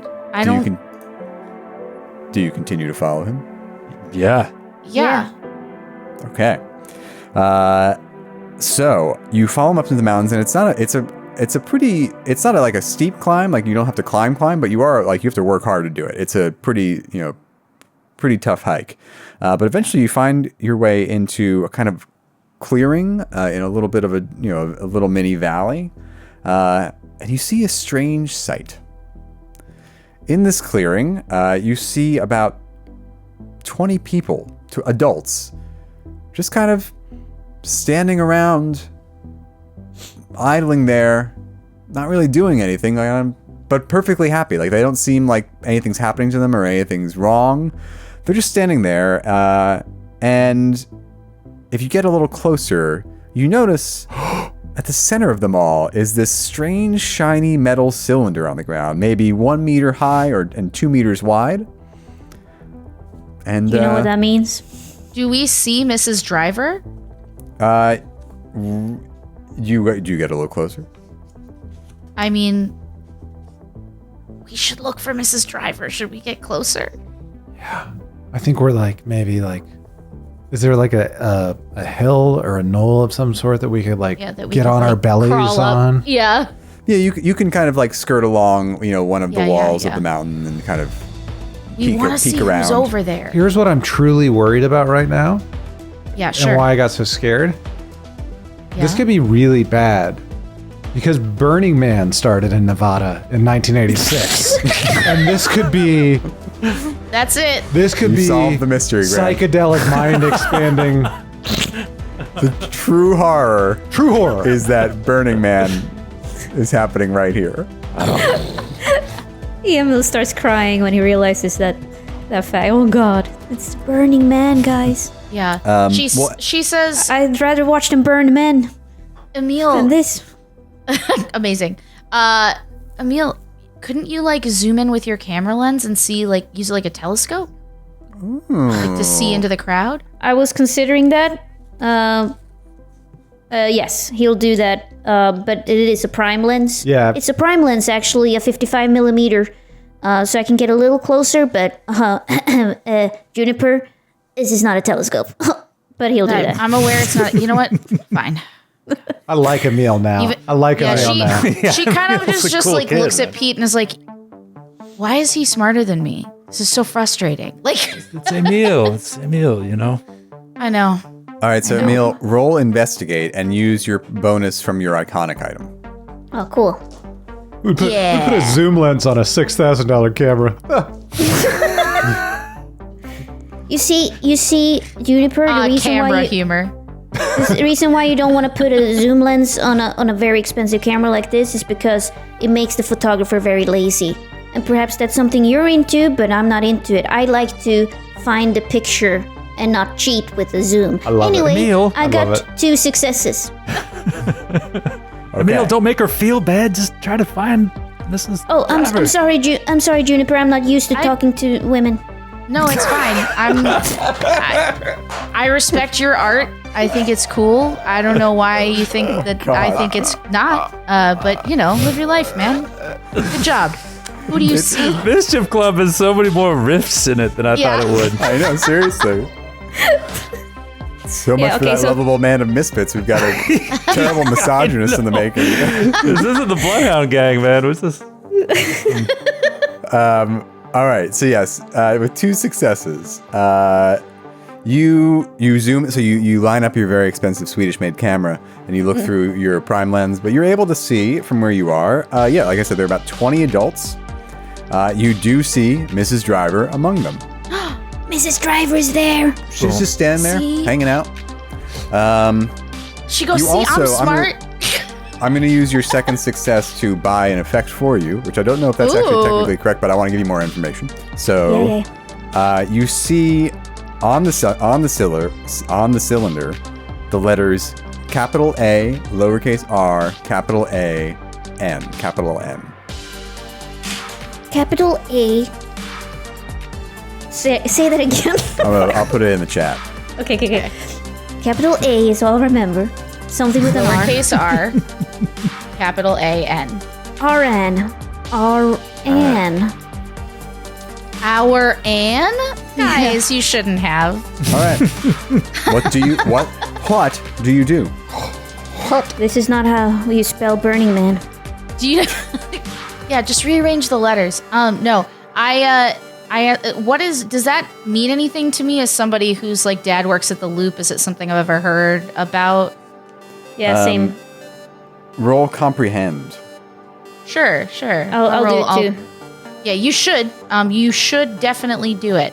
I like that Anne is coming up with all the cool, good ideas, and I'm just like, well, my dad is actually a senior engineer, and I think your dad is junior, so maybe I should. She says, listen, I don't have a good relationship with my dad. Like, you don't need to rub it in. Well, maybe, yeah. And he, like, thinks about his dad, and he's like, right, my dad is awful, too, actually, when I think about it. Why Anyway, does this place hire a bunch of shitty adults? I got 1 success, by the way. Yeah, you have no idea. Doesn't mean anything to any of you. All right. So they're just standing around it? They're not doing anything? Are they talking? Yeah, they're just kind of like hanging out there, and it's in the bright sun, but they seem perfectly happy. And they're not talking to each other, or they are? Or? I mean, occasionally, if they go near, if a couple people pass, they might say a couple things to each other. But as of right now, they're kind of in their own worlds. Can we listen for something? Like, can we hear that something is being emitted, or through my camera lens? Can I maybe see some sort of, I don't know, radiation being coming out of the thing? What kind of camera is this again? It doesn't have a zoom lens, but it has a Geiger It's a counter in it? very expensive camera skid. You see, Well, this sometimes- camera. Also, you can see magic. technically, on a medium format camera, a 55 would be like a 35 mil. So it's actually This is making why the image people are tuning wider. in So every day. she could actually see the image worse than with her normal eyes. Oh, shut up. I'm sorry. Well, actually, I feel like 35 millimeter would get a slight zoom, but perhaps not the one that Oh you're my talking God. about. Medium anyone- range. Does anyone have a good calculate? I have 2. I have Tinker. I don't have Calculate. Just mind. We just have mind stuff that we could use. I to could calculate, though. right? I mean, if it's baseline tech, then I have +5. All right, I will say that you could roll a calculate to see if you can see what's going on, but you're gonna have to get closer. Okay. I would say that at this point. So here's what I'm interested in, because I would like to get closer. But I also want to get a sense of how long some of these people have been out here, because we know Mrs. Driver was here over the weekend. So how grubby are some of these people? They're How long are pretty. they- Some of them are pretty grubby, and Mrs. Driver definitely has a really bad sunburn. Oh my God. Shit. Okay, Do so they look I'm out gonna of it? try. Or are they... You need to get closer. Yeah. Okay, let's I'm get gonna- closer. Let's get I'm closer. gonna try to get closer. Yeah, and then I'm gonna roll a calculate, like a boss. So you step out of your hiding place. Are you going over to like Mrs. Driver, or are you going? Is that or Mr. Horn? And Mr. Horn just kind of walks in and just kind of gets closer to the cylinder and then just kind of stands there. She. I think what happens is she's like kind of nervous about the whole thing, but then she sees Mr. Horn and she goes, and she looks at how grubby some of them are, and then she kind of like looks back over her shoulder at the gang and is just like, dude, he can't be out here like this. Like he has cancer. Like this is not going to be good for him. He's going to miss chemo if he stays out here. We got to like do something. Could we do the calculate or? So yeah, you do the calculate, and I'll let you roll whatever you want to roll, but you have to get closer. So she gets up and she moves closer and calculates. All right. As you get closer, some of the adults spot you, and a few of them kind of like walk over to the edge and are like, "What are you doing?" She is so shocked by that she gets no successes on her roll of 5 dice to roll calculate, and she says, "I'm sorry, just my teacher, and she just doesn't know what to do." And then she tries to like pull it together and says, "So, is everything okay? Like, are you guys hungry? Because I was like kind of doing my homework. This isn't a good place for kids. Yeah. You kids need to leave right away." Pete like stage whispers to her from behind. He's like, "Play them a song." Sure. I cast Bardic Inspiration on the crowd. Nice. She wants to see if she can sort of like break them from whatever this weird reverie is. And so she's going to tinker with her Walkman to make it play like speakers, like louder so that everybody can hear it. She's going to play... God, what should I play? What 80s classic, gang? Girls just want to have fun. Yeah, girls just like as loud as could be. There's no effect. Okay. They're one of the like they're like this now this like middle-aged woman with curly blonde hair and white clothes wanders up, and she's like, you can't be here. You need to go. This isn't a good place for kids. It's very important. You need to please leave. Okay, sure. Question. Girls just want to have fun, she says. Perfect. That's all. I just wanted to have some fun. I have a question about like the layout. Would it be possible to sneak behind the cylinder and somehow get a closer look to that one without this like by taking a little walk around the valley, so to speak? Or is it like in the middle of everything? You can, like, it's kind of in the middle of this opening to get, no matter which way you approach, they would see you trying to get behind them. Could I, like, maybe make a distraction now that I have their attention to make it easier for Emil with perhaps a charm check? Sure. You want to roll charm? I'm just like, on the morning light. Like, she's just, like, gonna go really hard in on this girls just want to have fun bit for reasons. All right, and go ahead and that'd be great. I'm just looking at how many dice. All right, so all together that's going to be, let's see, 8 dice. And that sick-ass bardic charm check. All right. Oh, yeah. All right, so that's 1 success. You distract Mr. Horn, who's like... 2 successes, sorry. 2 successes, okay. Yeah. So Mrs. Driver and Mr. Horn join the group of adults that they can see. I think they can see all of you by now, by the way. But they are up to you, like, you need to leave. Like, this, you can't be here. This is not a good place for children. Will you please leave right now? She says, we keep saying that, but Mr. Horn, you're gonna miss your appointment. You're at the doctor, she says. Oh, no, Juniper, don't worry about me. I'm just taking in the lovely view. And you like the other direction, you have the mountains on the one side, and you have Lake Mead the other.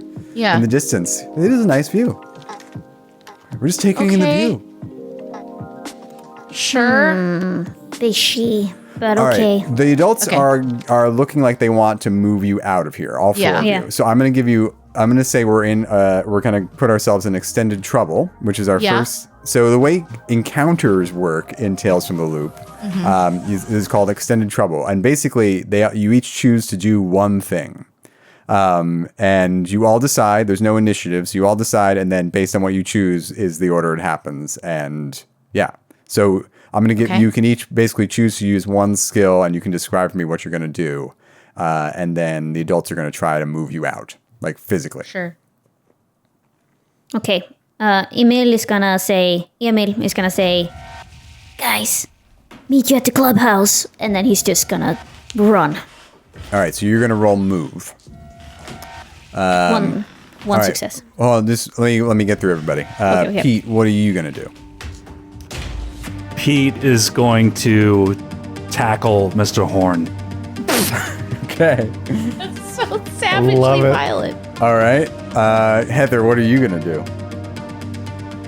Heather is going to plead with Mrs. Driver to come with them. Okay. So you're gonna use charm. Yes, please. And Juniper, what are you gonna do? Well, I was gonna try to charm Mr. Horn, but he's being tackled to the ground. So Maybe.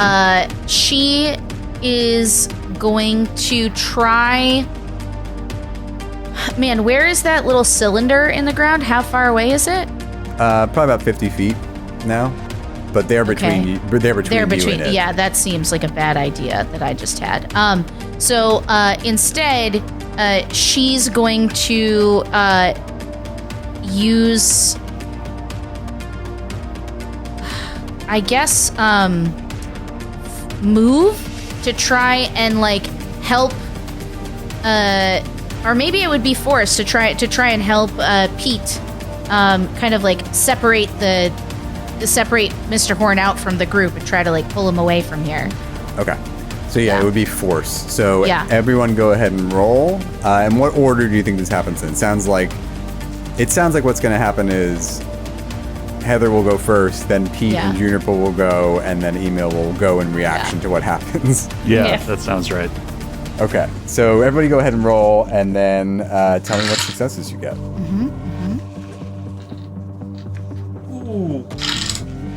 Ooh. Sweet. 2 Shocking. successes. 2 successes. You both. So the two. So Yeah. and you got 2 successes as well. Okay. Shocking. Out of 3 dice, which is really just an incredible feat.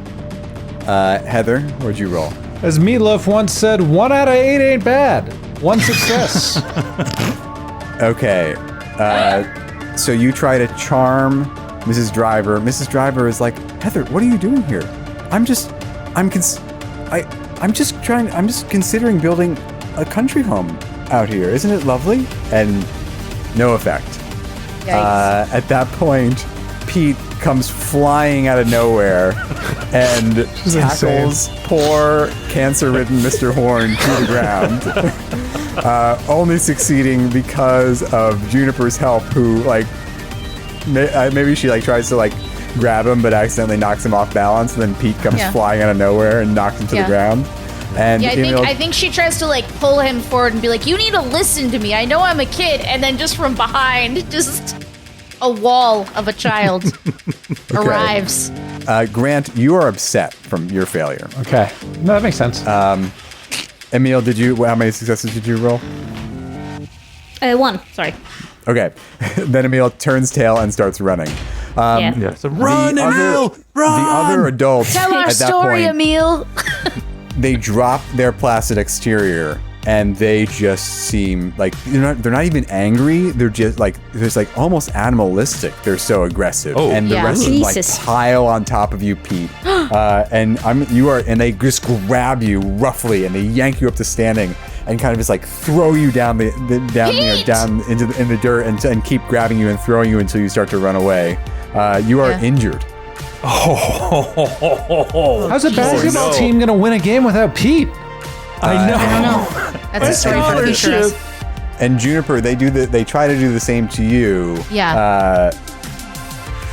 But they eventually when Pete gets hit, I feel like you would start to you tell me what She you would do. sees the gravity of the situation And she just says, Pete, run! All right, so you are upset. Yeah, very, it would seem. All right, Emil. What's I'm up? going to carry over your earlier investigate roll from with your camera. Yeah. And I'm going to say that as you're running, you remember. So when you're looking through your camera, you notice that there were big, thick cables running out of the cylinder into the ground, like directly into the ground. But now, as you're running and you're trying to just kind of like running whichever way seems out, you notice that there are some thin cables that are running like kind of into another pass to the west. Okay, so Emil doesn't want to leave his friends behind, but so he's gonna try to wait for them to see if they come after him, and then he's gonna so he's waiting for them to catch up, basically, even though he wants to make sure they're not being followed by the zombies. They don't seem really that intent on chasing you, so once they're confident they've kind of moved you away, Pete, Right. like they kind of give up, and then it's like they're still kind of like aggressive and almost like bestial, and they kind of retreat back towards the cylinder, and they don't really care about you. So Emil is gonna hide behind a bush, and then when you guys arrive and you're like, "Where's the little one?" He's gonna be like, "Psst, guys, I think I found another path to something else." I don't get it. What's going on? This doesn't make any sense at all. So I've read about this in many stories. I think they might be possessed by Satan. Whoa. Emil, come on. This isn't one of your comic books on your computers. No. Okay, fine. Not your dad. No, but like they might be. I don't know if you've seen The Exorcist. It's with a Swedish actor called Max von Sydow. He's I really love The cool. Exorcist. Yeah, and I wasn't allowed to see it, but then I saw it anyway, and now I'm scarred for life because technically I'm worried now that when I turn 13, I'm gonna be possessed by the devil and then get eaten. Anyway, it doesn't matter. I That's think kind of they a lot, Emil. might be possessed by stuff, but I have this. So I think we should follow the clues, and there's a pathway right here. Yeah. This isn't one of your dig dugs on your boombox. Yeah. Get out of here, centipede. She goes. Juniper goes, okay, I mean, you don't have any other leads. I don't know. And she looks at Pete and she sort of like takes in the amount of injury he's got. And it's just like, are you like gonna be okay? Did they hurt you? Yeah, Pete's like, I'm fine, as he limps on his ruptured ACL and MCL. Oh no. The surgery for Destroying any hope of a career that he might have had. She takes your hand. She takes your hand and she goes, dude, stop trying. He just twisted his ankle. Yeah. She goes, dude, stop trying to be a hero. No, you may not be able to kill children in this game, but you can kill their dreams. Future's gone. There are fates worse than death. I did warn you. I deport you. Amazing. Blew out his knee. And sports science was terrible back then. A torn MCL, know, it's like, ACL would be that's done. Did you say, Matthew? Did you say deport? Because I was like, Emil is gonna get deported. No, I said I did warn you. I'm gonna deport you. I thought you said I'm gonna deport you. No. And I was like, wow, Emil. Coming at you strong, buddy. I think you've got bigger problems right now. Yeah. At least more immediate problems. blew out his knee. Vis-a-vis. His Superstar dreams are gone. Oh my fucking god! Flash forward 20 years. He's sitting in his basement. Oh my god, he has a drinking problem just like his dad. Exactly. He's Down the his one back, watching UNLV games. Oh my god. I could have been like you. Oh, he about what stands might up have and been. paces the room every time a free throw happens. He's just like, could you? He limps from one end of his shag carpeted basement to the other. This is awful. It's terrible. But he's like, no, I'm okay. I'm all right. And he's like, he is a little worried. He wrenched his ankle. He's just like, this could affect me, but he powers through. Could affect my future. Stares into the middle distance. All right, so Emil has noticed these thin cables heading off into the pass. The adults don't seem. If you keep your distance, the adults don't seem like they'll bother you. Yeah. She kind of like thinks for a minute, and then as they're sort of moving along the cables, I'm assuming we're all moving along, like following to where the cables come from. Is that the plan? Yep. I think so. Like, do you feel like maybe there's some sort of weird frequency that they're like tuning into? Who rolled calculate? Me. Anybody? Everybody should roll calculate. Okay. Is that It's just mind, right? Yeah. Mine you don't plus. have I We got do the one best we success. One success. one success. one success? So Emil, something about this seems familiar, but then it's actually Heather who swoops in and drops a little bit of science knowledge. It seems like there's the cylinder is emitting some kind of subliminal vibrations, and the two of you are able to work that out. It seems like it's affecting the adults, but none of you seem to be affected by it. Like you don't feel any different, and you don't She even kind sense of- them. She looks at Heather and goes, "Gee, that's kind of genius." Well, English might be my favorite class, but I'm also pretty good at science. Have you taken applied physics yet? No. Well, if you want later, maybe we could hang out and I could talk about quantum theory with you. I can't tell if that's an actual offer or if you're just gonna bully me again. Well, let's see where these cables lead first, and we'll get to that. Off the side. Cool. She says.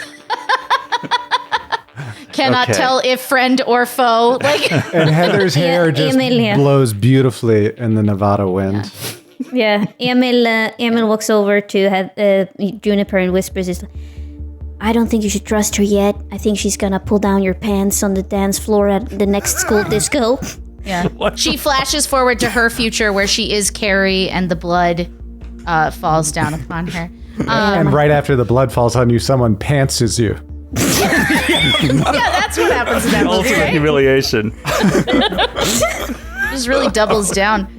She goes, it's like she like watches as Heather leads the way, and she goes, "Man, she really can have it all." Like, she disappears. Yeah, I thought about that. Heather is like a close to Mary Sue Grant, but Isn't she perfect? No, she's terrible. Isn't terrible to she her friends. lovely? That's true.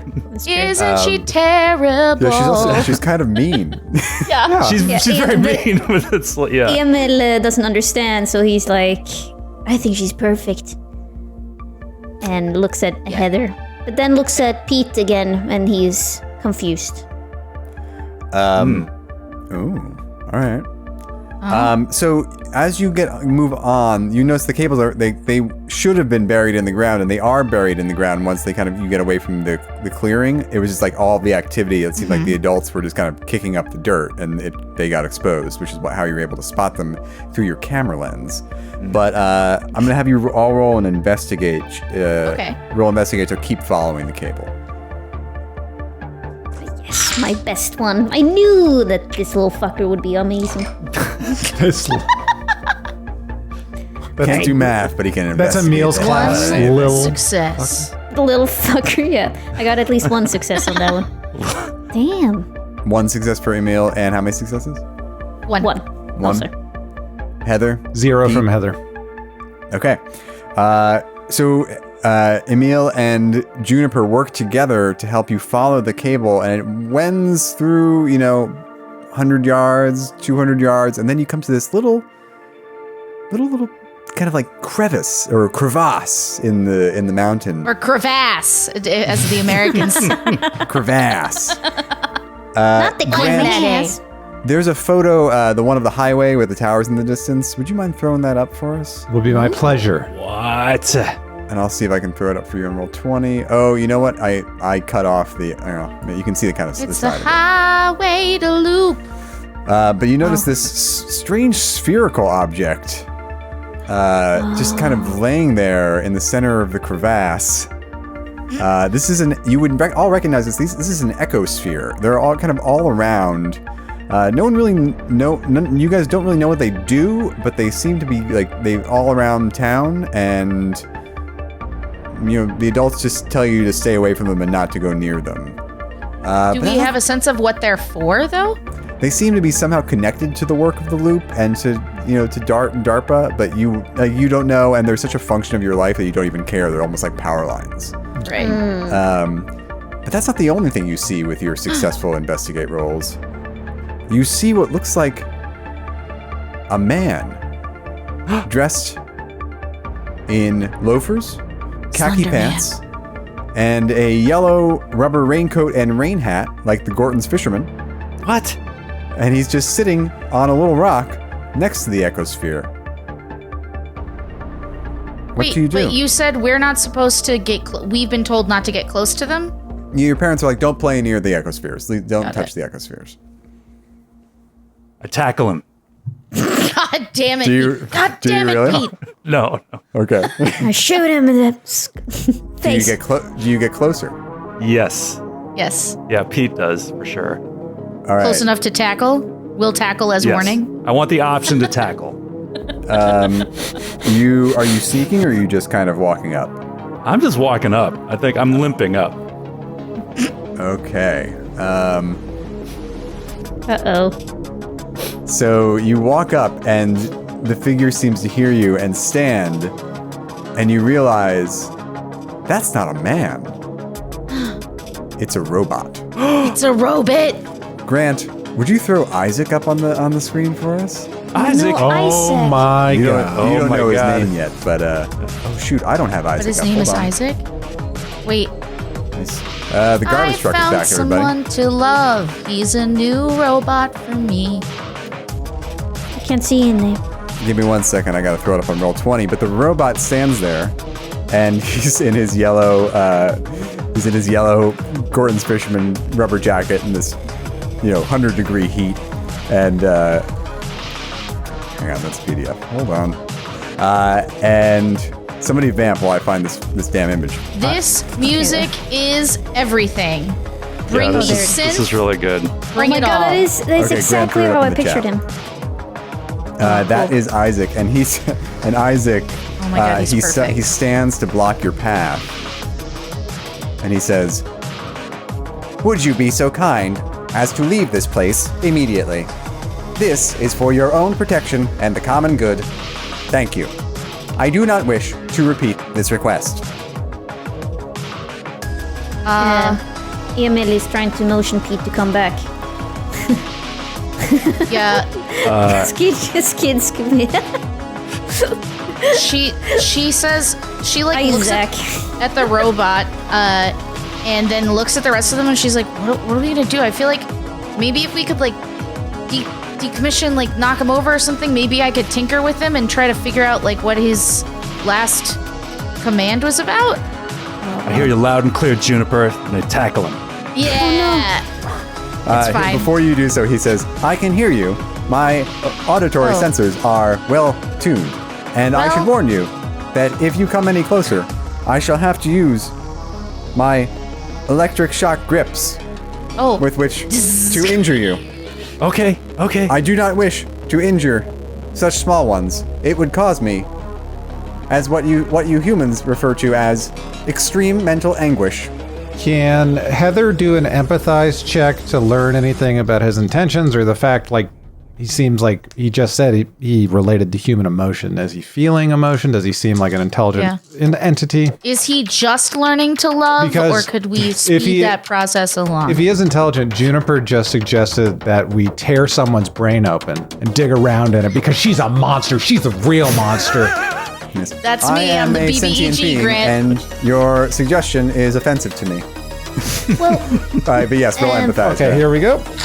None on the first couple, and I get one more. No successes. Okay. You want to use luck? I And there's also a mechanic unless- we haven't used so far, Oh. which is that Oh, you the can push. Yeah. So if you describe how you push yourself to the extreme, you can Push it real good. You get another shot. Heather looks at how mismatching this raincoat is and how awful the fashion choices are, but maybe thinks on the runways of Paris or maybe New York Fashion Week, this could be considered haute couture, and can see herself, visualizes herself walking down a runway in exactly this outfit. Yeah. That's all right. a push. So yes, you may re-roll, but you have to choose a condition to take as a part of your push. Oh. All right, I'm currently upset, so can I take, what other additional conditions may I take? You can Injured. Injured, Tear scared. my MCL. Now nobody's gonna be a famous Team basketball is down player. their star. Oh my God, we can be rehabbing together, and we can rekindle our love. And I can surreptitiously drop the note that you wrote me from my journal in class, and Juniper can pick it up and get jealous. Wow. You could be scared, exhausted, or injured, Grant. Scared, exhausted. I think I'd be exhausted. Like I'm pushing myself to the edge, trying to feel this person's this. I'm on the edge. Here we go. 1 success, 2 success, and 2 successes. Okay. Okay, so you recognize that he definitely doesn't want to hurt any of you. Yeah, because Emil is gonna say this. Wait, hold on. Corny. I got more information for you. Yeah. That might be relevant. Yes, because So he definitely doesn't want to hurt any of you. You get the sense, Grant, that it's almost like he's been programmed to be here, but he wishes he weren't here. And as a bonus effect for your second success, you can ask him a question. Ooh. Do it. I'm sorry, I'm not familiar with your name. If this doesn't count I'm as sorry. Hang on. Empathize. When you succeed, you get to ask 2 questions. So go ahead, and then you get a bonus question. So you can ask 3 questions of this robot. Has the robot introduced his name yet, or No. Isaac. so? Can Wasn't a it free Isaac? question be what is your name, or No. does that count as okay? That counts. I'm sorry, I didn't catch your name. My name's Heather Bianchi. What's Heather. yours? Heather. Are you familiar with the film Heathers? I have no Which I idea hope what you're came out talking in about. the 80s. I have no idea what you're talking about at all. This is the Comes out 80s. It next didn't year. happen. I don't know if you're aware, robot. This 80s didn't happen. Okay, so Heathers has not come out yet. It is currently in development. But I have seen an advanced screening and read the screenplay because of my access to the ARPANET. Heather, my name Save. is Isaac. Isaac, it's wonderful meeting you. What are the rest of your names? I'm Juniper. I'm Pete, Emil. Emil. Pete. Fuck. I'm like Peter Pan. Do you know the story of Peter Pan? Yeah, I heard about it. It is a delightful story. Oh, good for all ages. Love it. Yeah. What of the rest of you? What are your names? My name is Emil, but I have a story for you, Isaac. Are you familiar with the musical South Pacific by Rodgers and Hammerstein? I am not yet. Dying. There is a character named Emile, a heroic Frenchman who has some things to say about interracial marriage. Oh my god. Well, I have a thing to say about. Are you familiar with the 3 Laws of Robotics by Isaac Asimov? Asimov? Of course I am. You're not allowed to hurt human beings. I wish that were true.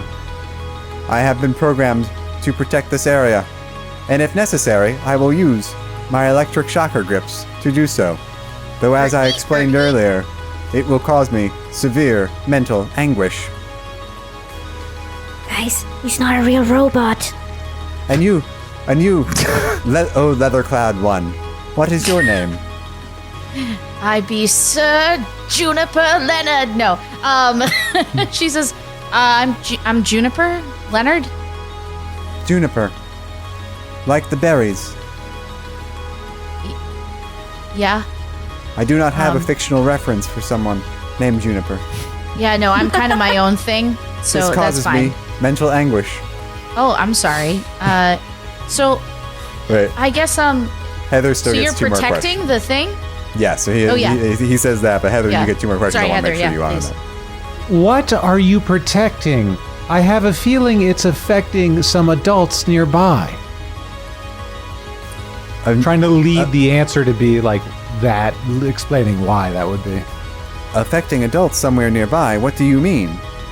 There is a group of about 20 adults who normally would be at their boring, stinky old day jobs right now, but they're in the middle of the desert, I guess, experiencing the grandeur of nature. And Pete, my friend here, tried to tackle one of them, and then all of them attacked him and really hurt his leg. So it's strange. It's really strange, Isaac, what's happening. And we're trying to figure out why. And she's just slowly breaking down, and there's like mascara tears coming down her cheeks. Wow. Roll charm. Okay. Ooh. Here it comes. Here come the waterworks. Works on robots every time. Oh my God, Okay. Skid. 2. How dare you? 2 successes? Yes. Out of 8. Okay. You succeed in charming Isaac. Oh, He suddenly yeah. he goes, your tears move me. Or would if I knew what emotion was. Your tears do affect my circuits in a way I cannot explain. But wait, you say there are a group of 20 humans around a metal cylindrical object in a clearing nearby? Yeah, something like that, I think. Yeah. Is what she said. Between the tears. Oh dear, oh dear. My master will not be happy about this. Ooh. Who's your master? I cannot say. My programming forbids it. Mr. Isaac, does ARAN mean anything to you? A is the first letter of the English alphabet. Yes. So 1, what's R? I know a story about the letter A. Like, R is 18. R is the 18th letter of the American English alphabet. Yeah, and A and then N is 14. Ha! I figured out your dumb riddle already. I do not know. Damn it. So that's what the. riddle are you solving? Is that the most amount of information he'll give away on what this thing is? We were getting a sense of. Oh no, Grant. He's only getting started. Oh, what? He seems very, very concerned about what's happening. He's just like, oh dear, oh dear. And the more useful he becomes, by the way, he's starting to look at Isaac, or Heather's starting to look at Isaac like Molly Ringwald started looking at Ducky towards the end of the movie. Amazing. What shall we do to solve this problem? Well, I think they're kind of reacting to whatever vibes this thing is giving out. And she like points to the giant, what did you say, the echo thing? The ecosphere? The ecosphere. Yeah, that's the one. That's the ticket. And she says it's kind of like they're like, I don't know, vibing off a new groove from this. Oh dear, Can you turn oh it dear. off? And he tries to put his head in his electroshock grips and shocks himself. Oh no, don't do that, sir. Isaac! This Isaac, is terrible. no. Terrible news. I do not know. And he's kind of starts to sit down, Yeah. and he's like, please, Yeah. what can you do to help? The situation says- is getting out of control. Well, I mean, it would be a shame if your master learned that it was your fault that you didn't turn it off and all these people in town, died from overexposure. She like looks at Emil and is like, ooh, like this is, Yeah. I don't want to make this nice robot feel bad, but this is the only play I have. I learned it from you, Heather. Gonna make this robot feel bad about himself till he does what I want. I cannot shut it off. The airman is connected to the ecosphere, which is connected to cables that lead to the gravitron, which powers it directly. The ecosphere only modulates the current. So where's you said the gravitron? The what now? Yes, so the loop is powered by the gravitron, which is an underground power source that produces immense amounts of energy. Okay. And we would understand that that's not something we could stop the power coming from, or would it seem impossible for us to achieve, or could we like yank a cable out like we would pull a toasters? Yeah. Do not yank the cables out of the ecosphere, for it will explode and kill us all. Okay, so it's like a nuclear power plant. That's weird because I heard somewhere that I can't possibly die, which is weird, right? Yeah, we'll be fine. Then it will just kill me. Oh, okay. And we shouldn't do that. Existence will cease to function. And I will just fade away. Sorry, Matt. Yeah. Well, my programming forbids me from touching or interacting with the ecosphere. But it does not prevent me from looking the other way. Oh. And he swivels his head, even though his body doesn't turn, his head just swivels to the side. Isaac is so cool, she says. Isaac looks away if you wanted to investigate the ecosphere, but but he does warn you, don't cut the cables because the ecosphere will explode. She's I'll gonna roll. investigate the hell out of it. Yeah, I'll investigate the hell out of it. When we get close, I'd like to roll a tinker to see what I might be able to do to maybe adjust these currents or something. Yeah, roll. It's gonna be investigate. 2 successes. On investigate. Two successes on. You realize that you can deactivate the ecosphere if you pop open a panel and you'll see an interface, and you could try to reprogram it to turn it off. Okay. That will be a program roll. Okay. And the number 118114 doesn't say anything. You try it and the ecosphere explodes. Okay, cool. See you guys next week.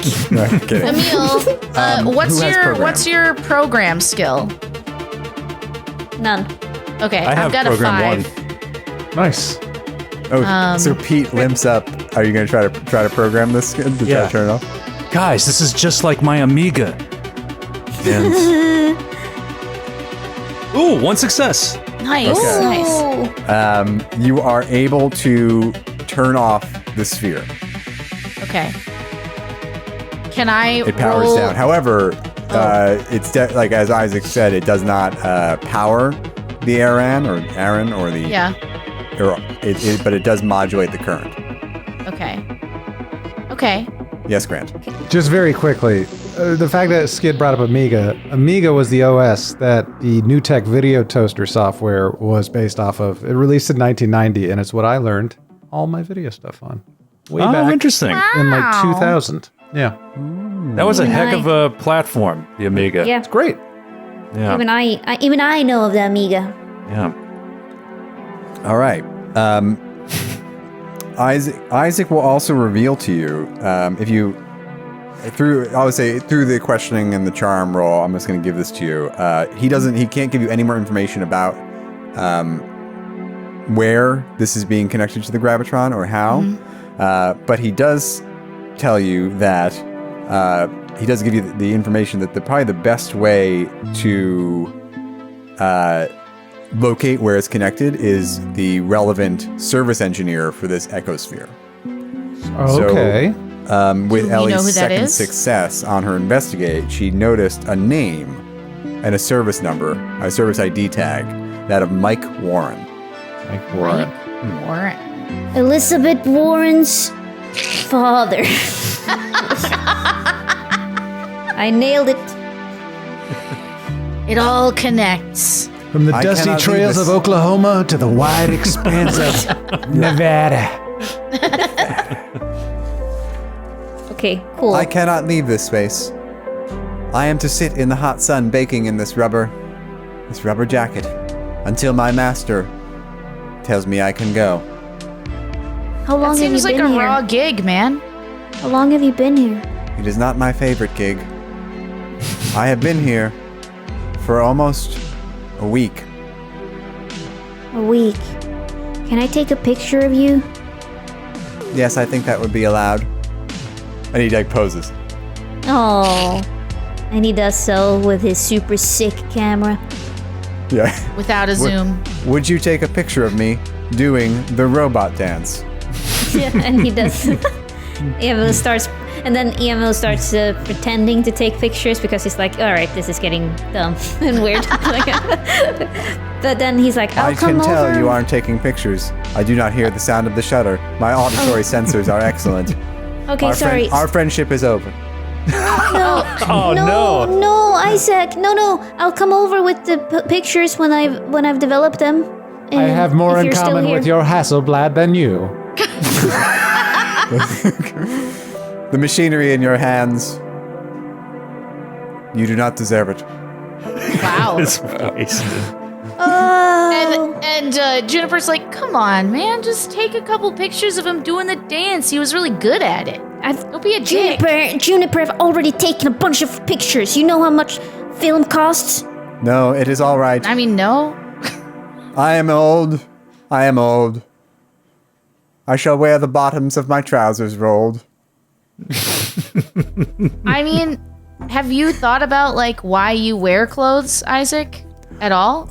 I normally do not wear clothes. However, my master commanded that I wear them to deceive you and make you think that I am human. Huh. Oh. And your master is, she human. tries, like, one last time. Just, like, to catch him up. It's like, idiot says what? No. Has Heather technically asked her second question yet? Are you counting that? Like, well, yeah, let's fold that okay. all in there. Okay. All right, so Isaac tells he gives you that hint. Yeah, what do you want to do? Do we Let's try and know track this Mike guy Warren? down. Does anybody know Mike Warren? Yeah. Nobody let's roll a knows. contact. Yeah, go ahead, roll contact. Excellent. Excellent. Finally, some successes. I have rolled 0 successes. 2 One successes. Nice. Grant or Heather feels like, actually, you know what? I think I have heard of a Mike Warren. I feel like maybe he's somebody's uncle. It's distant, but you feel confident that you'd be able to, like, you know, between the phone book and the library, you'd be able to find Mike Warren. Okay. And also, if you write down the service ID tag, you'd be able to also maybe look him up that way too. Can you take a picture of this ID tag for later? Is that a use of photo film? Is it okay? Of course. Ching. Cool. All right, so what you gonna do? Let's go find this Mike Warren guy and just tackle the shit out of him. All right, calm down, Pete. She just like she says we can't just tackle everybody. We have to have, like, I mean, I know I haven't been known for my awesome choices today, but, like, what are we gonna say when we get there? Like, even if we tackle him, we're gonna have to say something to get him to do something. Well, I don't know. Tackle's worth 1,000 words. Juniper, I think Pete looks really cool when he tackles people. So I don't know why you have a problem with it, but I think that Mike might not know what the ecosphere is up to, and he might want to stop it. So we have to try. And, like, Heather is looking on the horizon for, like, a phone booth by the highway, like with one of those hanging phone books from the bottom of it, so we don't have to go all the way back to the library, because she's worried that Mrs. Driver is, at the very least, going to have severe sunburn at the end of this. Yeah, I guess we should also, like, try and see, is there any way we could try and see what's going on now that we've, like, lowered the frequency? Sure. Yeah, go back that way. Yeah. See if we get a glimpse of the adults. See if that changes We won't get anything. too close or anything. We're not gonna, like, stir shit up, but, like, we gotta see if what's going on. Yeah, I could prepare a lawsuit since they tackled us. As you're leaving, Isaac calls after you. Come visit me again? Yeah, man. If you want the pictures. Not the little one. She hates me. She goes, Artificial intelligences have a habit of not liking this one. she goes, hey, No, man, do you like joshing. music? I Do you love like music, robot? I love music. Here. Don't forget about me, she says. Slow motion. Don't you forget about me. As she, like, throws the Walkman to Oh shit. Okay, so Juniper is super rich or something. Like, she can No, she just feels bad for this Walkman's around. robot. I shall treasure this always. I shall even forgive your young friend for being mean to me. Oh, Wow. one more thing before you go. It is not technically against my programming to tell you this, but my master has 2 other robots in her employ. Her. One, oh, I have slipped. Elizabeth Warren. It's I fine. knew It is Elizabeth Warren. It's Elizabeth Warren. Yeah, One of the next is clue a question Y4 is, X are they model. wearing glasses? So, Oh, wait. I'm taking diligent notes, Matthew. One of them is a Y4X model, very advanced. The other, Y4X. an A7 model. And that one is a real dick. Oh no. And where are they designated to roam? I do not know. Okay. All right. Thanks. Domo arigato, Mr. Roboto. Amazing. Do we know what these models are? Like what? No. You have no idea. Yeah, why would I? You could maybe, if you want to spend some time, do a comprehend roll at the library. Maybe you might be able to find something out. I but mean, off the top I've of your never head. been great with my mind. Me neither. All right. Yeah, let's just run back and see what's up. Yeah. So as you get back to the clearing with the Aran in there, you see that even more adults are in the site now. Maybe there's like almost 50 of them. Oh no. Oh, Oh no, we It turned it up seemed- to 11 by accident. It does seem like the effect has gotten stronger. And you also notice that the adults are becoming more aggressive, almost primitive, and territorial. And I mean, I don't want to tell tales out of school or put too fine a point on it, but there seems to be some sort of pre-mating ritual going on. I knew it. I Oh, was gonna no. say they're getting horny. It is Burning Man. It is. We It's accidentally Burning created Man. Burning Man. You also notice now, this wasn't really true before, but like the meadow seems to be, or the clearing seems to smell of excrement. And Oh no. some of the adults are bleeding, and you see Mr. Horn is locked in a fight with one of the other guys. And we'll see you next week. Mr. Horn, no. That's so rude. oh my God, you injured Mr. Horn and he's going to lose the fight I now. weakened him for his fight. Oh no. No. This is so funny. Mr. Horn was actually my chorus teacher in high school, so this is just great. Good night, Mr. Horn. Good night, Mr. Horn, if you're not Mr. watching, Horn. because you're not. Definitely not, but Thanks everybody for watching. incredible.